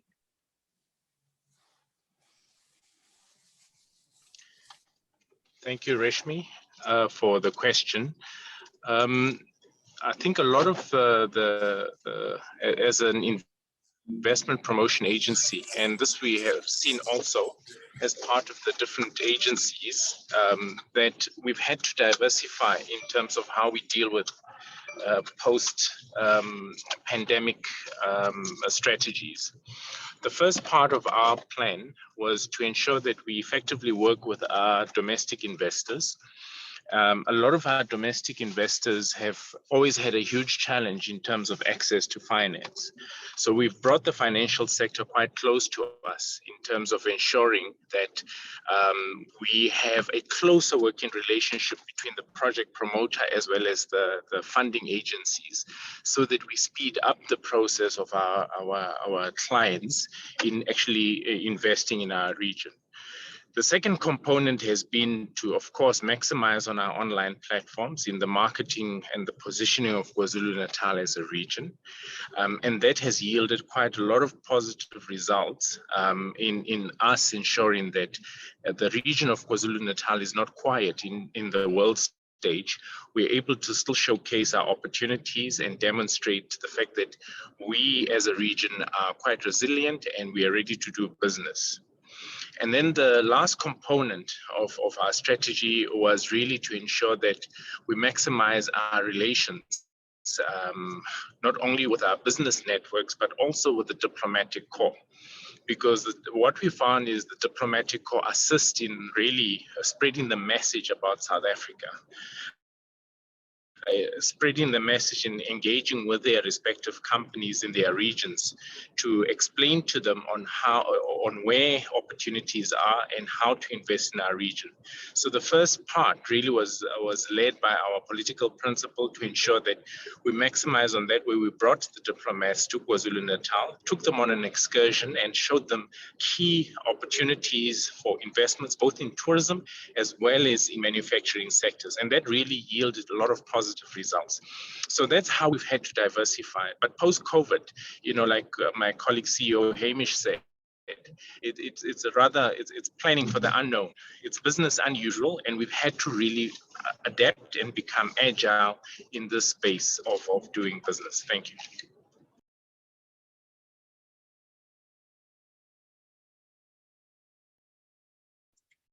Thanks for that, Neville. And with that, we're going to play a few videos showcasing the agencies and what they have to offer. And we're going to play the KwaZulu-Natal Trade and Investment video, followed by the Dubai Trade Port video, followed by the Richards Bay Industrial Development Zone video. So if I can get those videos played, and then we will revert back to concluding on this session.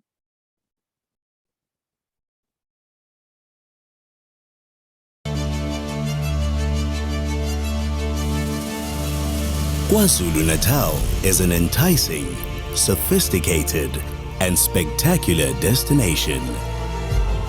As one of South Africa's 9 provinces, it is the country's second largest economy.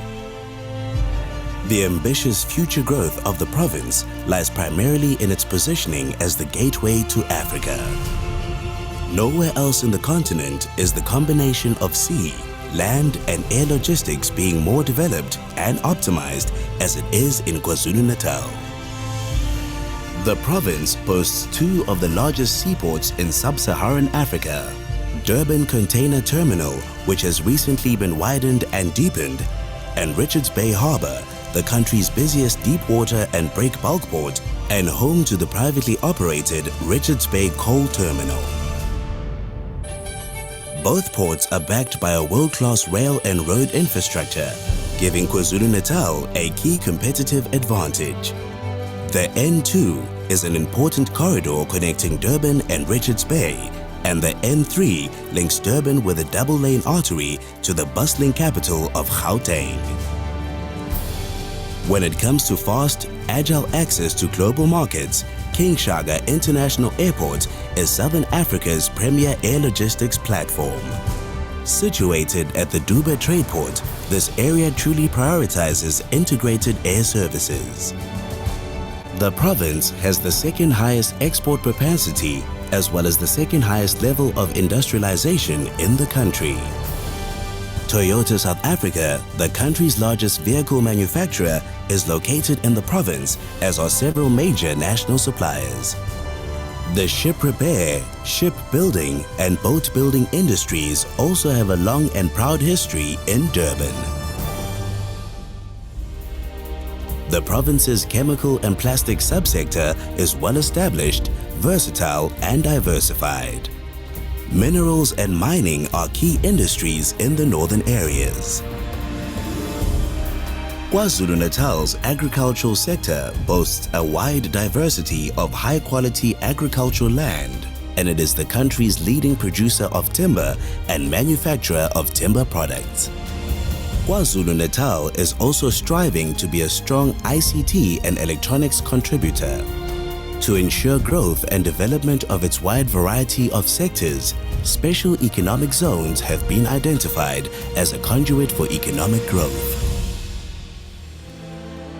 With its subtropical climate and breathtaking settings, KwaZulu-Natal is South Africa's domestic tourism leader.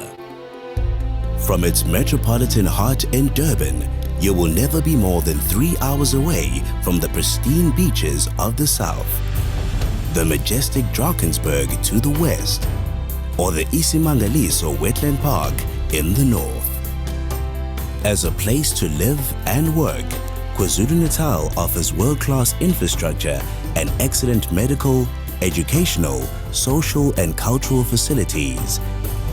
A skilled and semi-skilled labor pool also ensures that current and budding enterprises will have the right people readily available.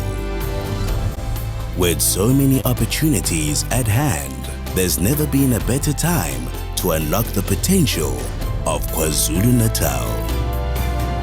Trade and Investment KwaZulu-Natal, your knowledge partner in business.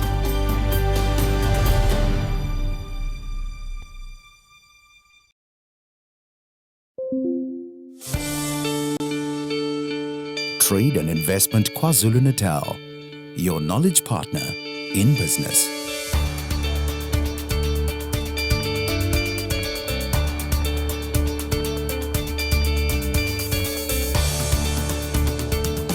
The province of KwaZulu-Natal offers a wealth of investment opportunities within the following sectors: manufacturing, maritime, tourism, agriculture, and aerotropolis.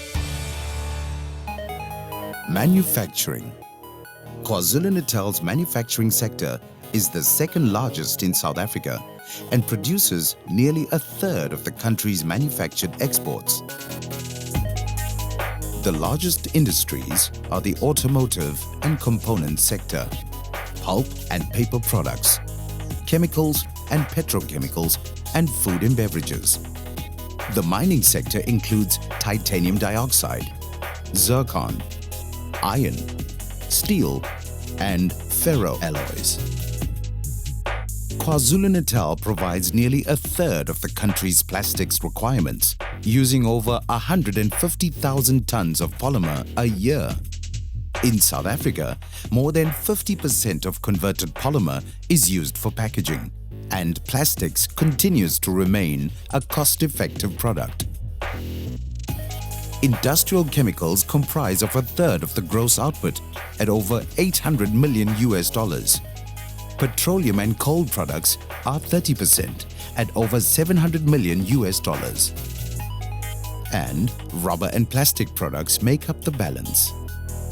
The industry is well developed with several large plants and 2 oil refineries. Fabricated metal products and machinery, including automotive, employs over 7,000 in vehicle manufacturing operations and almost 28,000 in the vehicle retail sector. Vehicle manufacturers based in the province, of which Toyota South Africa is a key player, have an annual turnover of over 700 million US dollars. The Richards Bay Industrial Development Zone is a purpose-built and secure industrial estate on the country's northeastern coast, linked to the international deep-water port of Richards Bay. It is tailored for the manufacturing of goods and production of services to boost beneficiation, investment, economic growth, and the development of skills and employment. Deemed to be a special economic zone, it aims to encourage international competitiveness through world-class infrastructure, as well as tax, VAT, and duty-free incentives to qualifying entities. Manufacturing sector investment opportunities include aluminium conversion and fabricated products, automotive parts and components, beneficiation and value addition of resources, electronics, engineering, petrochemicals, chemicals, and wood products. Maritime. Home to 2 of Southern Africa's major deep-water harbors, Operation Phakisa offers significant opportunities. Boat building and ship repair. Over 6,000 vessels visit Durban and Richards Bay each year, providing ongoing opportunities for maintenance and repair. With a Transnet tender of over 110 million US dollars awarded to a Durban company, existing facilities can be integrated into a collective hub. In boat building, KwaZulu-Natal is regarded as the second most prolific center in South Africa. Local companies have developed niche segments in both commercial and public sectors. And there is a small but growing market for medium-sized luxury multi-hulls in China, India, and Brazil. Economic benefits include job creation, technology transfer, industrial stimulation, export earnings, and import replacement. Aquaculture. In the area of aquaculture is a planned tilapia farming operation, which can produce 1,000 tons of tilapia per year. Currently, South Africa is seeing a strong demand for good quality protein, and the global market has grown exponentially in the past decade. At an assumed market price of $2.6 US per kg, the earning potential of this venture is in the region of 1.2 million US dollars per annum, prior to finance costs. The production system will cost approximately 4 million US dollars to erect, with a further 1.1 million US dollars needed for operational costs. The project owners, Isipepe, are currently looking for equity partners. Oil and gas. The largest gas finds in the world are located on the eastern seaboard of Africa, resulting in the need to establish a flagship oil and gas services hub. South Africa is ideally positioned as an offshore logistics base, and this will strongly position the country in a rapidly growing market. In addition, in 2012, South Africa serviced 4 rigs out of a possible market of 80, resulting in a GDP contribution of over 900 million US dollars. This creates an opportunity for Richards Bay to follow suit, capitalizing on the Mozambique market and positioning itself as a destination of choice for East Africa rig repair. Tourism. KwaZulu-Natal's tourism industry is a key contributor to the province's economy, and its rapid growth presents a variety of exciting investment opportunities. Sibaya Nodes 1 and 5. Tongaat Hewlett presents a project of various nodes, making up the current mixed-use Sibaya development. Location is the Sibaya Casino Precinct, bordered by the Umhlanga River and Hawan Forest in the south. Already home to a technologically advanced casino, conference center, and holiday accommodation, this development will provide urban living in an environmental paradise. Made up of predominantly residential units, the project will also feature an office park, hotels, conference and entertainment facilities, as well as social amenities. King Shaka International Airport and the popular holiday destination of Umhlanga are in close proximity. Cornubia, another exciting opportunity by Tongaat Hewlett, is KwaZulu-Natal's biggest mixed-use, mixed-income, integrated human settlement. The project has been identified as an ideal location for an athletes' village for the 2022 Commonwealth Games in Durban. It is strategically located in Umhlanga, adjacent to the Gateway Theatre of Shopping and King Shaka International Airport. Featuring the Cornubia N2 Business Estate and the Cornubia Business Hub. This public-private partnership boasts 25,000 affordable residential units and 1.4 million square meters of commercial bulk. Development opportunities for 10,000 residential units are available. Ridgeside is widely regarded as one of the most significant real estate prospects on the South African market. Presented by Tongaat Hewlett, this four-phase development consists of 140 hectares of combined office, mixed-use, residential and leisure development and managed open space. Its location is Umhlanga Ridge, adjacent to the multi-billion-dollar Gateway Theatre of Shopping and 10 minutes drive from King Shaka International Airport. Land sales of 255,000 square meters of bulk has been concluded and developed to date. Precinct 4 has 20 hectares earmarked for future development. Major bulk infrastructure, including an interchange, electrical substation, and environmental and stormwater management systems is in place. Durban Point Waterfront. Promoted by Durban Point Development Company, this mixed-use waterfront development of 6 precincts is considered to be one of South Africa's most significant and exciting property development projects. Location is the Durban Point Precinct, at the entrance to one of Africa's busiest ports, Durban Harbour. Featuring world-class beachfront ambience, the project will include mixed-use developments, residential units, retail outlets and restaurants, 5-star and 6-star hotels, A-grade and P-grade office blocks, and a beachfront promenade with public amenities. This investment opportunity will enhance economic growth through job creation, increased property values, and a boost in tourism. Blythedale Coastal Resort, presented by Eland Property Group and BCR Developments, is a hidden treasure that is redefining resort living as we know it.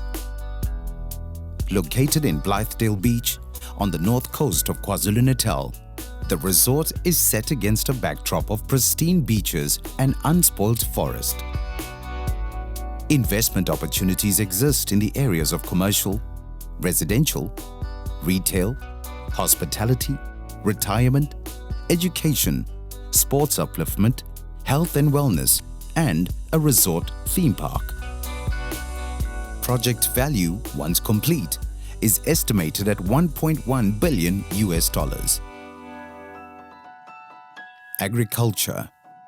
With its vast range of globally accepted farming practices, agriculture in KwaZulu-Natal is exceptionally diverse.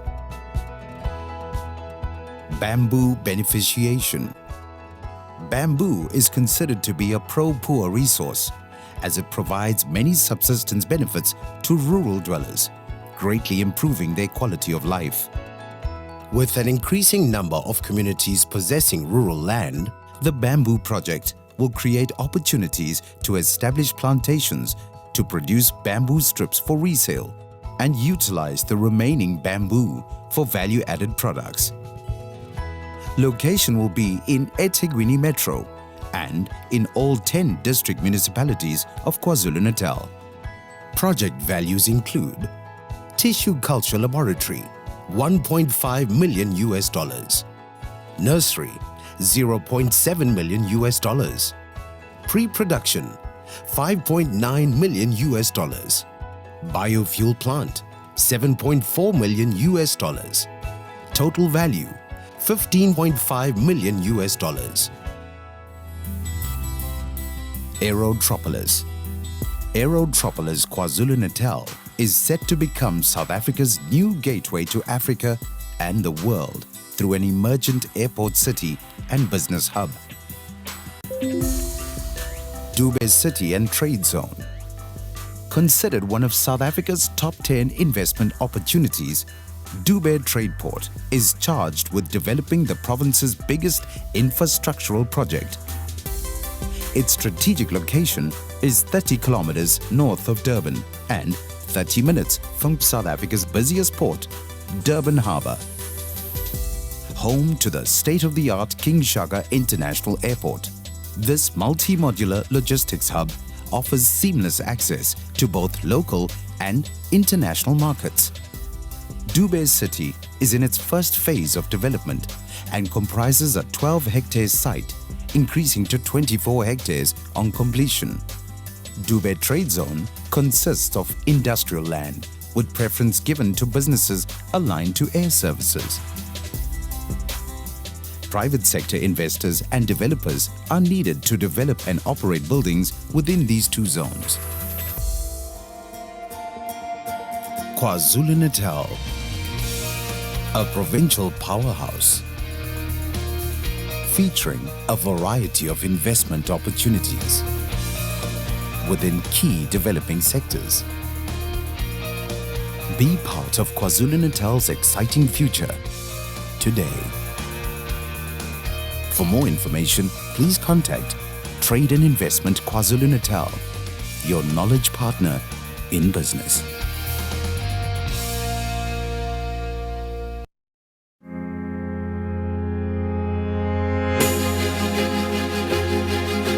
Welcome to the Richards Bay Industrial Development Zone, a special economic trade zone to promote international competitiveness, encourage trade and attract international and domestic investment. The region is well renowned for its production of wealth of metals, minerals, agricultural produce and other raw materials.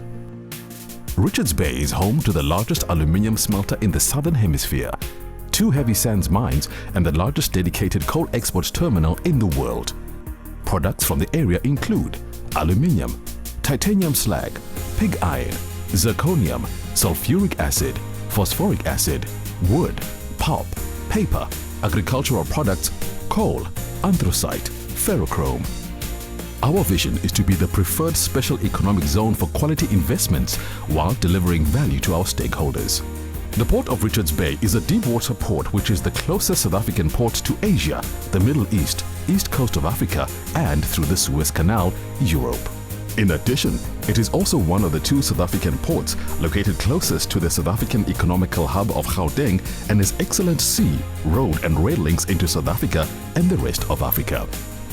The Richards Bay IDZ offers the investor a prime, secure and fully serviced industrial estate zoned for light and general manufacturing industries with properties available for very long-term lease. tax and duty-free incentives. Customs control area providing expedited customs procedures. VAT exemptions. Close proximity to the port of Richards Bay, making this a key location for industry seeking access to local and world markets. First world standard transport network with the N2 freeway joining Richards Bay with Durban and Mozambique, and rail links connecting to the rest of the country and into Africa. In 2016, Richards Bay was allocated approximately 2,000 megawatts from the Gas to Power G2P program.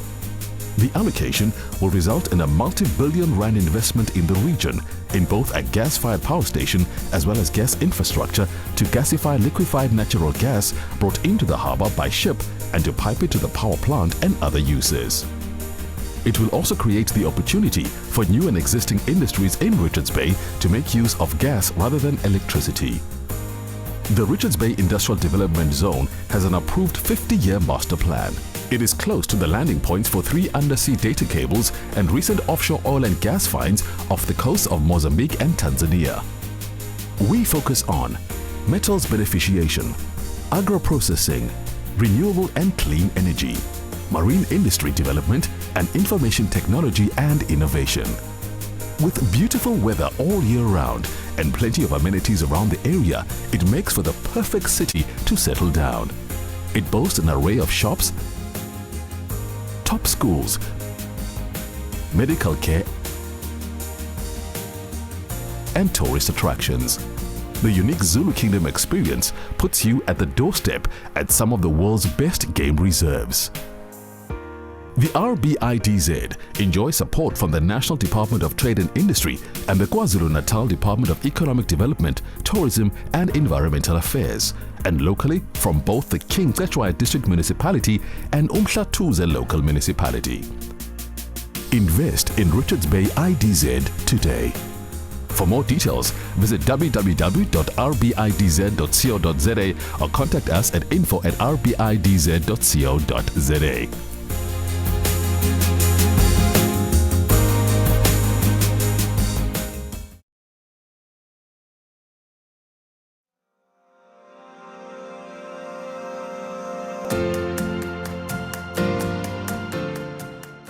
Welcome to Africa's most connected airport city, Durban Aerotropolis, where possibilities are endless, where ambition meets opportunity, and where vision meets scalability.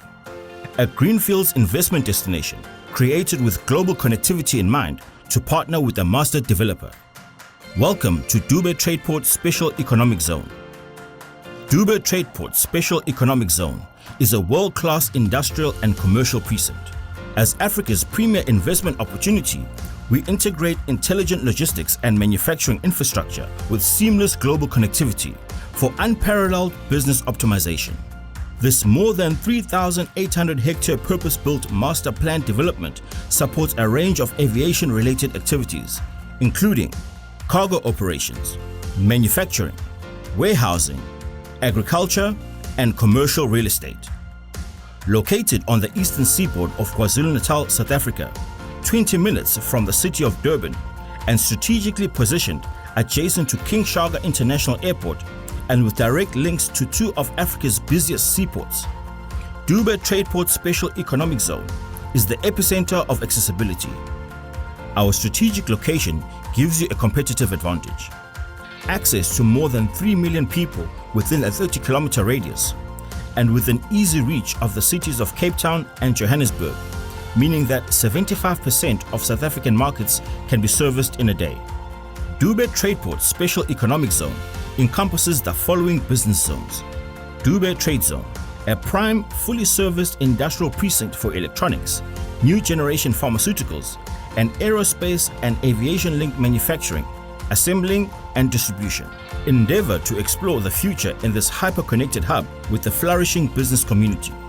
Located within Durban Trade Zone, Durban Trade House is home to freight forwarders and is directly linked to Durban Cargo Terminal via an overhead conveyor air bridge. Durban Cargo Terminal is a state-of-the-art cargo handling facility with digital tracking and secure cargo, with all on-site statutory bodies located to enhance efficiencies. Our dedicated logistics fleet, Durban Air Road, comprises a flexible and efficient fleet of trucks and commercial vehicles that provide integrated logistics support solutions to ensure that the last mile is secure. Dube AgriZone is Africa's first integrated high-value perishables supply chain. It is the most technologically advanced future farming platform on the continent, and it hosts one of the largest climate-controlled glass-covered growing areas in Africa. Utilizing a range of environmentally friendly management initiatives, such as the use of solar power, generating some 940 kilowatts peak, and irrigation water recycling of about 105 kiloliters a day, Dube AgriZone is committed to environmental sustainability. Located within Dube AgriZone is Dube AgriLab, a 2,100 square meter advanced tissue culture laboratory in the heart of KwaZulu-Natal. Just 3 minutes from the passenger terminal, Dube City is a premium business and hospitality precinct offering A-grade, fully serviced sites suitable for premium office, hospitality and leisure facilities. The above zones are all connected by Dube iConnect, our dedicated telecommunications platform and premier cloud service provider, servicing the Dube Tradeport Special Economic Zone precinct and providing regional data recovery. If growth and scalability is on your radar and your sites are set to do business or produce in Africa, we tick all the boxes with a strategic location, global connectivity, intelligent infrastructure, access to special economic zone incentives, supply chain efficiencies, a market of untapped growth, and a skilled workforce. Converging people, processes, and technology, Dube Tradeport Special Economic Zone, a world-class industrial and commercial precinct.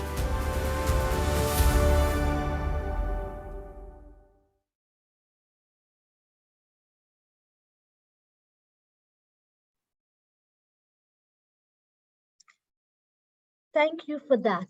And as we conclude this session, you've now seen and heard from our esteemed panelists as to why you need to invest in KwaZulu-Natal. With these three stakeholder agencies together with the Department of Trade, Industry and Competition, working together in an integrated and seamless manner, we certainly look forward to having you invest not only in South Africa, but invest in KwaZulu-Natal. So when you are thinking opportunity, think South Africa. And with that, I would like to thank the panelists, Mr. Neville Markey from TIKZN, or the Trade and Investment KwaZulu-Natal, Mr. Tabana Zulu, the CEO of the Richards Bay Industrial Development Zone, and Mr. Hamish Eskin of the Dube Tradeport. Thank you very much for your insights, for your remarks, and certainly investors, yourselves, look forward to partnering with yourselves in taking their investment decisions forward. As Investment South Africa, we continue to be the investment promotion agency for the country, working with a number of stakeholders to handhold you through your investment life cycle and investment journey in the country. And with those few words, I hand over the session back to the moderator, Mr. Mkhize. Thank you very much. Thank you. Thank you very much, Rashmi, for facilitating such an exciting panel discussion. And thanks to all the panelists for sharing insight on KZN investment opportunities. We will now be moving to session 3 of our seminar, which is focusing on the World Logistics Passport Initiative. And we have competent presenters who will unpack and demystify this concept for us. Session 3 will now be moderated by Mr. Claude Pretorius, who is the Executive Manager for Export Development and Promotion within the Trade and Investment KwaZulu-Natal. Claude, over to you. Thank you so much, Program Director, and a very good day to all the participants as well as to the MEC for being part of today's session, and also a very good day to all of those audience members that have logged on onto today's session. Ladies and gentlemen, I've got a very important program to introduce to you all. It's called the World Logistics Platform Program. It's really a program looked at, to enhance our capabilities and our efficiencies in moving cargo and goods from one point to another, But it calls on the working of various entities that play within that space, including road and rail freight, freight forwarders, the specialized economic zones, customs, as well as your various ports and so on.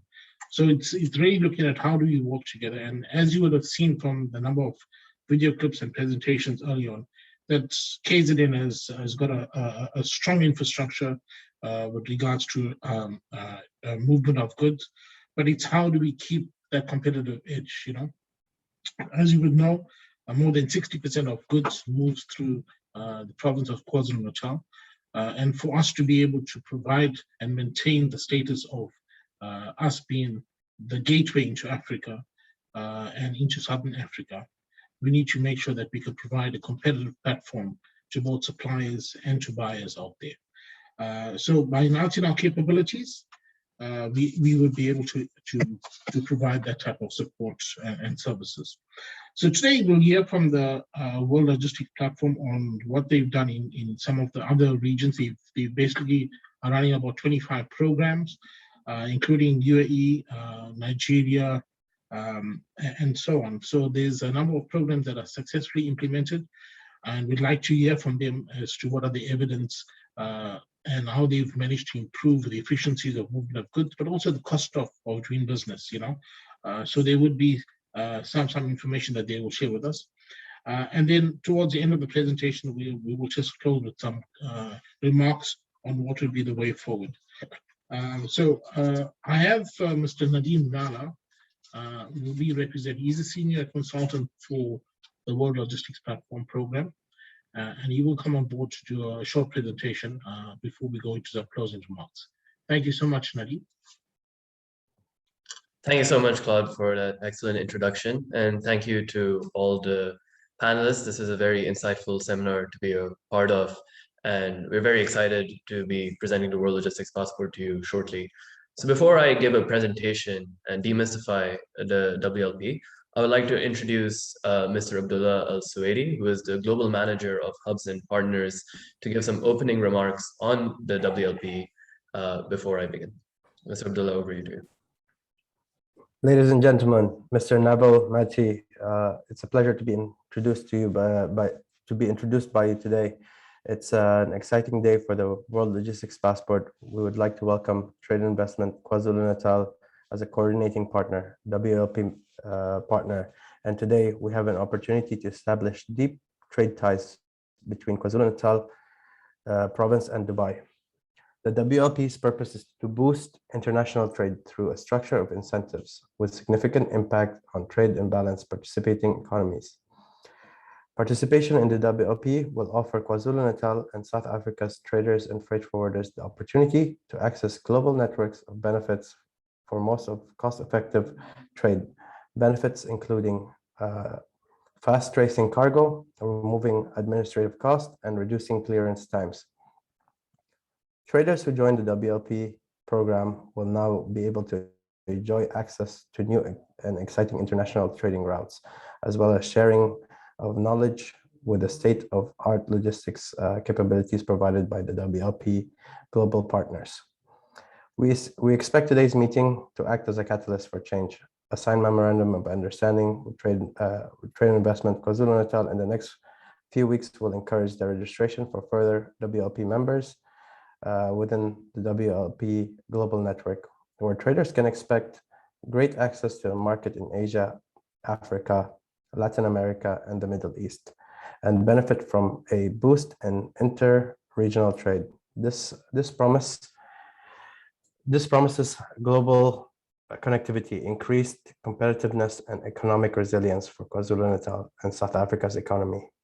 Thank you, and over to you, Nadeem.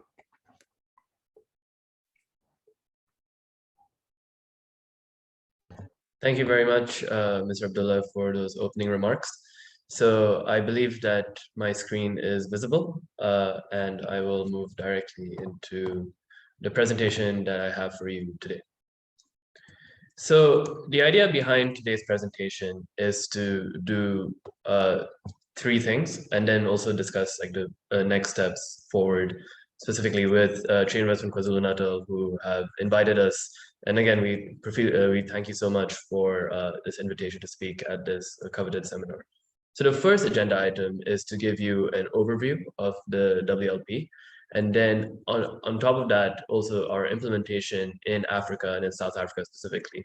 Then we will be talking about how the WLP will be boosting trade connectivity for the KwaZulu-Natal province as well as South Africa as a whole. And then we'll give you a brief introduction to an investment fund that is part of the WLP that will be launching in 2022 later this year, that has synergies with some of the investment topics that have been raised earlier today by the panelists as well as the moderators.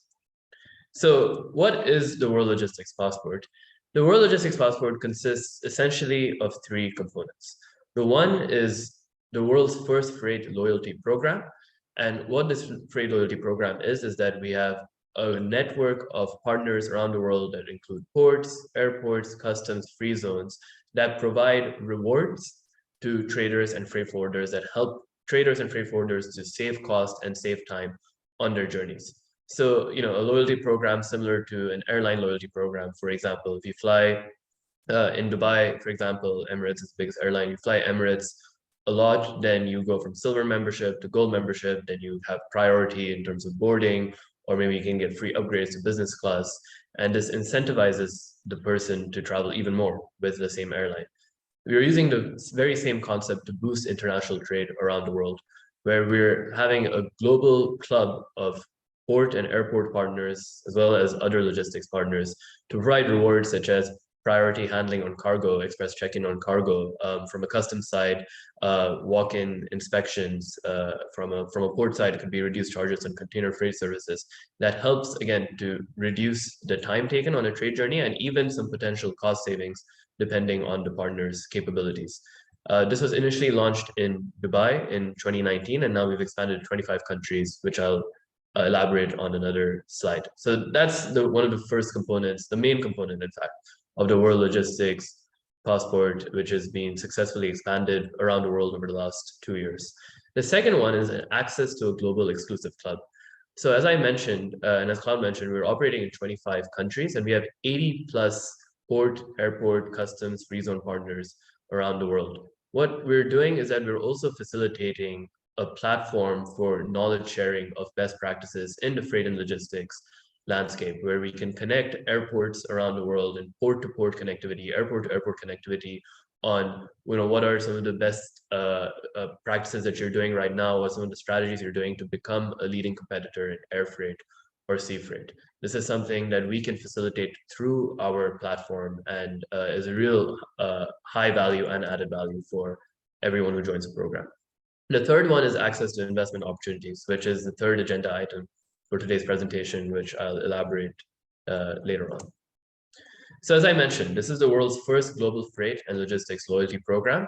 And this is how the ecosystem works. We have WLP partners, which are the ports, the airports, the government, associations, economic zones, really the entire logistics ecosystem all across the value chain, who are benefit providers. And they provide, as I said, these rewards, which can range from, again, priority handling on cargo or a faster clearance times that make WLP members, which can be traders, freight forwarders, even shipping lines and airlines as the program expands, help them to save time on their journey and to incentivize them to trade even more through these partners. So what are some of these benefits that these benefit providers would be given? So these are some of the standard examples that we talk to when we talk to ports and airports as well as customs, but we really tailor make these depending on the capabilities. So this is, let's say, the standard blueprint. But then when we go and talk to Dubai International Airport, we talk to Viracopos Airport in Brazil, or we talk to Dakar Airport in Senegal, the types of benefits that they offer are quite different because their capabilities are quite different. I mean, in Dubai itself, Emirates Sky Cargo provides Sea Air Express, which is a special service for WLP members to vastly reduce the sea to air journey time coming when a cargo is unloaded at the port going to the airport and outbound. And that's something that's very specific for the Dubai case. For the Viracopos Airport case, the Viracopos Airport are providing reduced charges on landing fees for airlines, for Azul Airlines, which is one of the biggest airlines in the region. So as you can see, those couple of examples show that whilst these are some of the standard benefits that you can see, like container arrival tracking reports, priority inspection customs, priority handling of cargo, when we get into conversation with partners, we really make sure that the benefits are tailor-made to their capabilities so that they have the highest impact. So what's the grand vision of the WLP? Why are we getting the entire logistics ecosystem on board as benefits providers in these countries? I'm going to walk you through a case in Dubai when this first started in 2019 and how it really helped to not unlock trade for our partners, but also unlock multimodal trade specifically. So let's say, for example, a cargo arrives to Jebel Ali port here in Dubai. Then DP World provides, who is one of our first WLP partners, reduced charges and container freight services, so that trader gets some reduction in costs. Then it goes through customs clearance at Dubai Customs, and Dubai Customs provides priority access to customs security controls or higher tolerance level for rate discrepancy to WLP members. And it varies as a loyalty program. If you're a silver member, you get the basic benefit. If you're gold or platinum, you get even better priority access, for example. So that customs clearance process is faster. Then it gets transported to the airport, and Dubai Airport provides reduction in cargo storage fees or maybe reduced fees for goods entering and exiting the airport. Then it goes to customs clearance again, and again, a faster customs clearance, and then put in an outbound plane. So really, by getting DP World, by getting Emirates, Dubai Airport, as well as customs all together providing these benefits, we've seen that the impact that it has had is that it's greatly reduced the sea to air journey time. I think previously it was around 72 hours, and now it's been reduced by up to just 1 day to get the whole sea to air journey of the cargo moving. And this is the vision of the WLP, that alongside increasing the capabilities of our air and port partners around the world, we want to unlock multimodal trade for the wider ecosystem. And this is what we plan to do in the Kwazulu-Natal province and in Durban specifically. So as I mentioned, it's a global exclusive club in a way. It's 25 countries around the world. As you can see, there's a lot of color on this map, a lot of flags, a lot of partners. 80 plus partners around the world, 200 plus of these benefits that I mentioned, these faster clearance times or priority access to cargoes that have been implemented across the world. Dubai is where the WLP is the most mature because it's where it started. So we have 18 partners, so pretty much the entire logistics ecosystem. And then in Africa itself, we have 6 hubs, which is Egypt, Kenya, South Africa, Nigeria, Senegal, and Morocco. So we're also helping to facilitate at some stage inter-regional trade within Africa due to our vast regional network as well. So just to give some pictures to our this global club of WLP air and port partners, as you can see, we have very good air freight presence in India, in Dubai, Thailand, Brazil, South America, which includes Colombia and Uruguay, as well as Africa, Senegal. And then from a port side, we also have very, very good presence in East Asia. We have Fujian Port Group in China, which is a major port and trade hub. We have Saigon Newport, which handles most of Vietnam's maritime trade. We have Johor Port in Malaysia. We have Indonesia Ports Corporation, IPC. We have the Philippines, Laem Shemang International Terminal. Of course, DP World presence in Dubai as well as India. So really a wide network. So let's move on from the overview of the WLP and the global overview to what is the WLP doing in Africa. So we have 6 WLP hubs. So hubs are where the World Logistics Passport is operating, where we have a partner that's willing to work with us and has registered their interest, and we're actively in talks with them on what WLP benefits they can provide to reduce costs and save time for traders and freight forwarders. That's the definition of a hub. So we're actively working in Egypt, Kenya, South Africa, Nigeria, Senegal, and Morocco. In the African context, Senegal is our most advanced WLP hub, where similar to the case of Dubai, we have the entire logistics ecosystem on board. We have DP World Dakar, we have Senegal Customs, we have the LAS airport and air cargo handler there. We have business associations, which is the target audience for the WLP to help save these costs and save time. And the Ministry of Economy is acting as a coordinating partner. So we also have government approval. This is where we want to head towards in all of our countries we operate in, and specifically, of course, for the South African case. In South Africa, we have 5 partners, which I'll elaborate in the next slide. So in South Africa, we've been operating and we've been trying to expand the WLP for about a year now, since the beginning of 2021. And initially, we got traction with associations, which were the Johannesburg Chamber of Commerce and Industry, SAUBC, and the Association of Freight Forwarders. And then very recently, the WLP made a physical delegation visit to Johannesburg and Durban end of November, and we had fantastic conversations with a majority of stakeholders, key stakeholders on the ground. Specifically, we went to Durban. The team went to Durban with the support of the UAE ambassador to South Africa. And as a result, we have Trade and Investment Kwazulu-Natal, which is why we're here in the seminar today, registering as a partner and looking to actively work with us to improve trade, enhance trade, unlock trade in the Kwazulu-Natal province and in South Africa. And we also had conversations with Dubai Trade Port, and Dubai Trade Port has also recently registered their interest. I know Mr. Hamish is in this call today, and we look forward to having more conversations with you and your entire team on how the WLP can help already enhance your incredible capabilities in air freight and beyond. So we have 5 registered partners in South Africa itself, and our presence in Africa has gained a lot of media attention. So moving on from that media attention, I want to give you some pictures as to what we did when we were in South Africa. So in the South Africa Roadshow, we had 2 major events. We had an event in Johannesburg, where we had DP World Committee, AXA, we had government representation from the Civil Aviation, Maritime Authority, National Roads agencies. And this really helped to increase visibility of the WLP, and we established contact with key stakeholders, which is, again, similarly the case as I mentioned in Durban. As you can see, the WLP team, alongside the UAE ambassador to South Africa, met with the team from Dubai Cargo Terminal on how the WLP can specifically help Dubai Cargo Terminal and Dubai Trade Port in enhancing your capabilities in air freight, making trade easier and faster for your top customers. And the big news that we have, and that Cloud alluded to as well, is that we will be signing an MOU with the Trade and Investment Kwazulu-Natal in the upcoming weeks and months. We're hoping, with COVID-19 restrictions, of course, planning physical trips can be tricky, but we're hoping to have this signing happen in the next couple of months in Dubai. And there are really 3 objectives from this, is that we're going to initiate a WLP pilot to unlock multimodal trade for KwaZulu-Natal.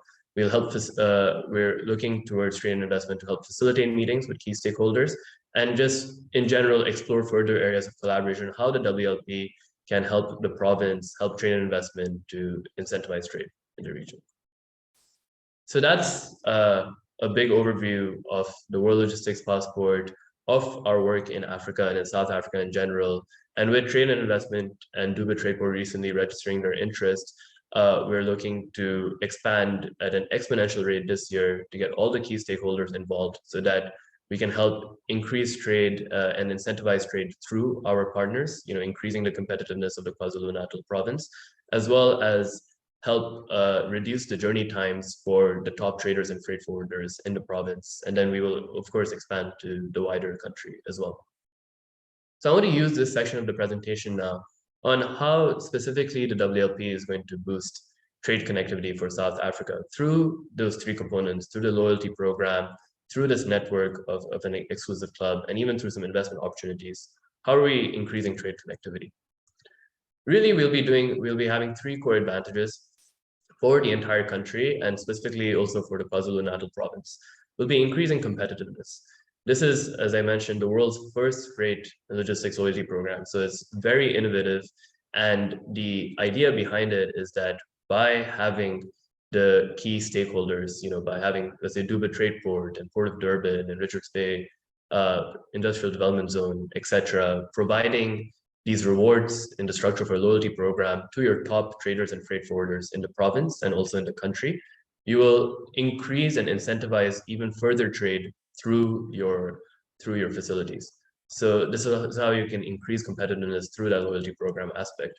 The second one is by having access to a global network as well as a regional network in Africa, we can really create innovative public-private partnerships and investment opportunities through this. We can help connect traders and freight forwarders, ports and airports across the continent, across the world, so that we can really benefit, especially in these post-COVID times. Everything is happening virtually. It's just a click of a button and you can talk to someone in Brazil, for example. We can really create some unique collaboration opportunities.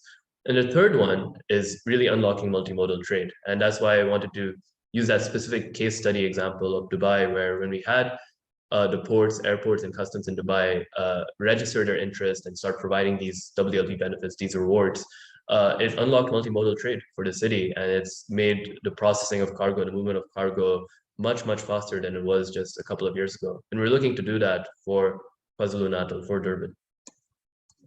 So, as Claude mentioned, we wanted to see some facts, some figures in terms of what is the WLP use case. And this is some concrete figures that we have in the Dubai hub. Over the last year, we've been monitoring the impact of the WLP, and across our 18 partners who are providing 70 active benefits and with around 200 customers, we see that the potential in terms of the maximum cost savings and time savings from these benefits itself are quite high for the sea and air journey, as well as for the multimodal journey specifically. Talking about public-private partnerships, apart from just connecting ports and airports on a one-on-one basis through the WLP network, we also have the WLP Global Summit.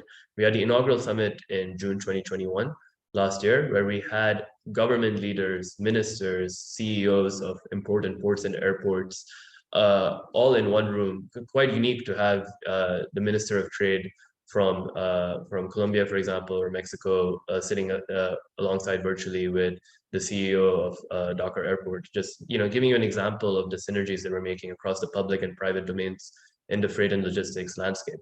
And we're going to be having the summit again in June 2022. So for everyone who is a registered WLP partner, we'll be inviting them to participate in the summit, and there will also be speaking opportunities. And we'd of course love to have Trade and Investment KwaZulu-Natal to be speaking and to be represented at the summit that we'll have in 2022. So really, again, creating that innovative public-private partnership. Now, for South Africa's exports and imports, or KwaZulu-Natal's exports and imports, you can see, and you've seen from this presentation, how vast our network is across the globe. So the WLP can really help diversify exports to untapped markets. Given that we have an entire team, Latin American team, who are working actively to enhance trade for our partners there, we can help diversify exports to countries such as Brazil, Colombia, etc., where through our network, conversations are much easier facilitated than in other means. So there's a unique opportunity for export diversification to capture market share in markets where you're not that dominant yet. And then, of course, the WLP can help optimize imports from Asia and the Middle East. I believe Mr. Hamish was mentioning earlier about the importance of the air freight routes between South Africa and the Middle East, specifically, Dubai and Qatar. And given our big presence in Dubai with 18 partners, the WLP provides opportunities to optimize trade connectivity with strong markets in the Middle East and as well as generally in Asia.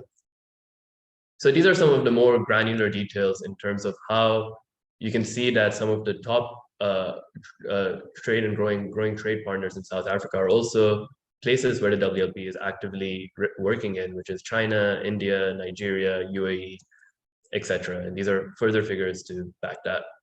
So I want to talk also again in terms of the idea behind that trade connectivity. So traditionally, trade routes go through Europe, especially from the African continent, and they get redirected to Europe when you're going to other places. In the case of Dubai, for example, if you move your cargo through Dubai, then the WLP through this trade connectivity can help make sure that goods moving in and out of KwaZulu-Natal through Dubai going to other destinations, this can make it cheaper and faster.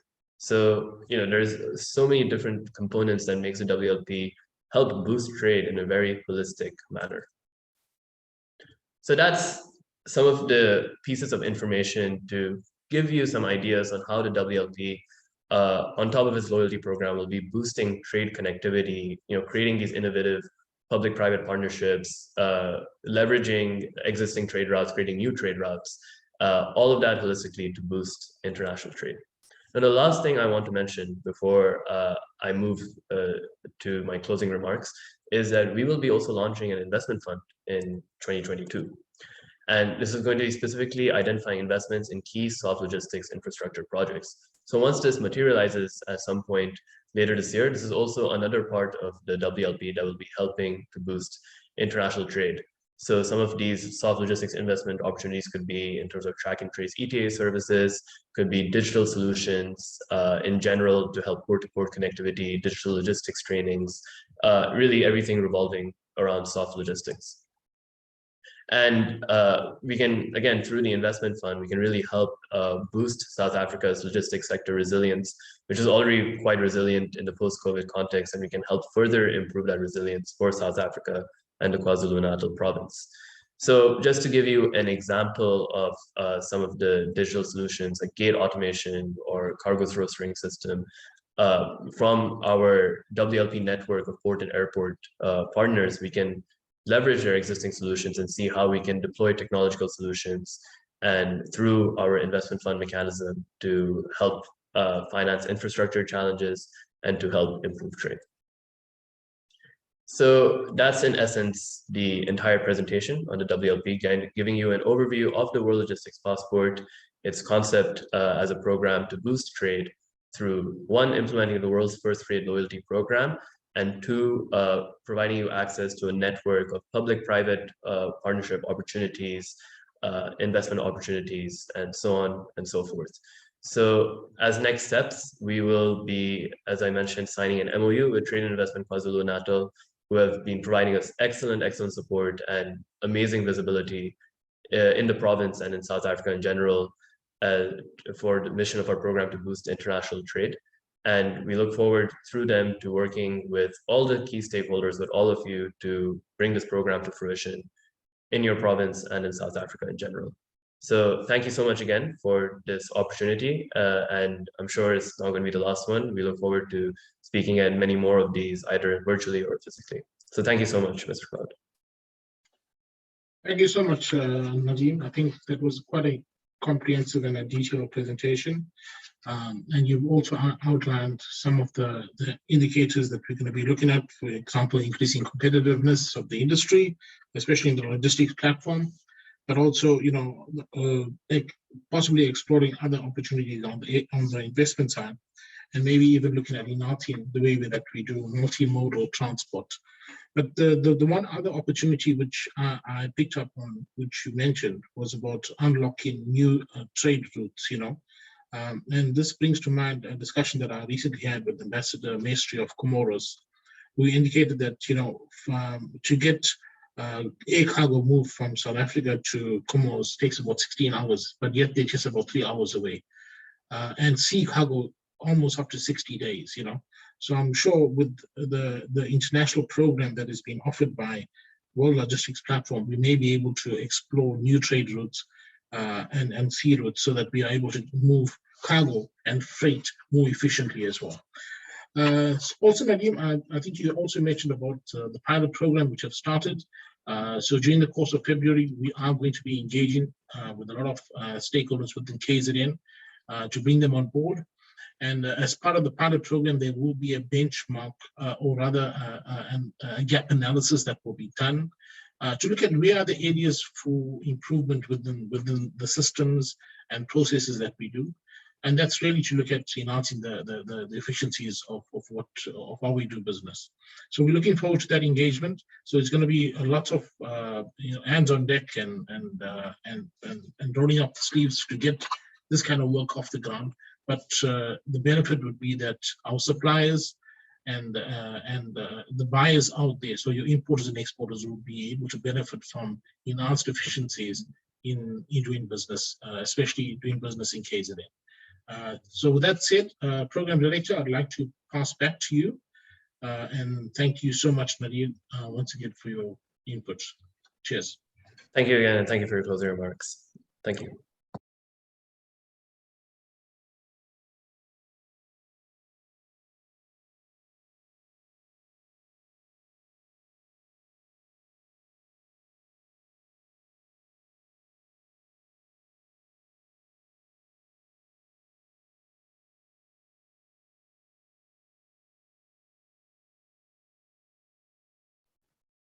Program Director, can I hand over back to you, please? Thank you very much, Claude, for facilitating this session. It's been very informative and productive indeed.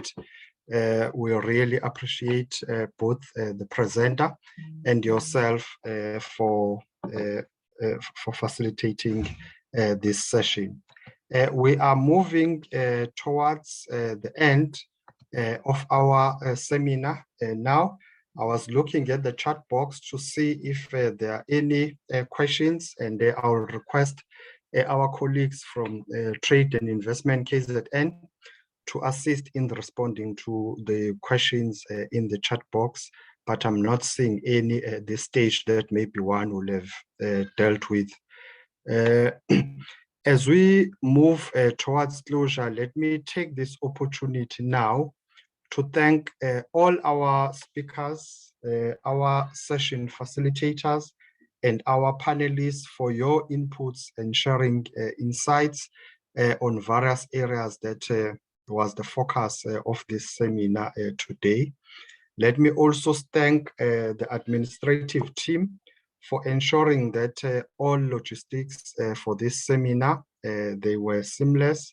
We really thank you very much for assisting us with the logistics. We didn't have any hiccups. The videos were playing and the network was stable. We hope everyone managed to hear everyone speaking. We're all audible.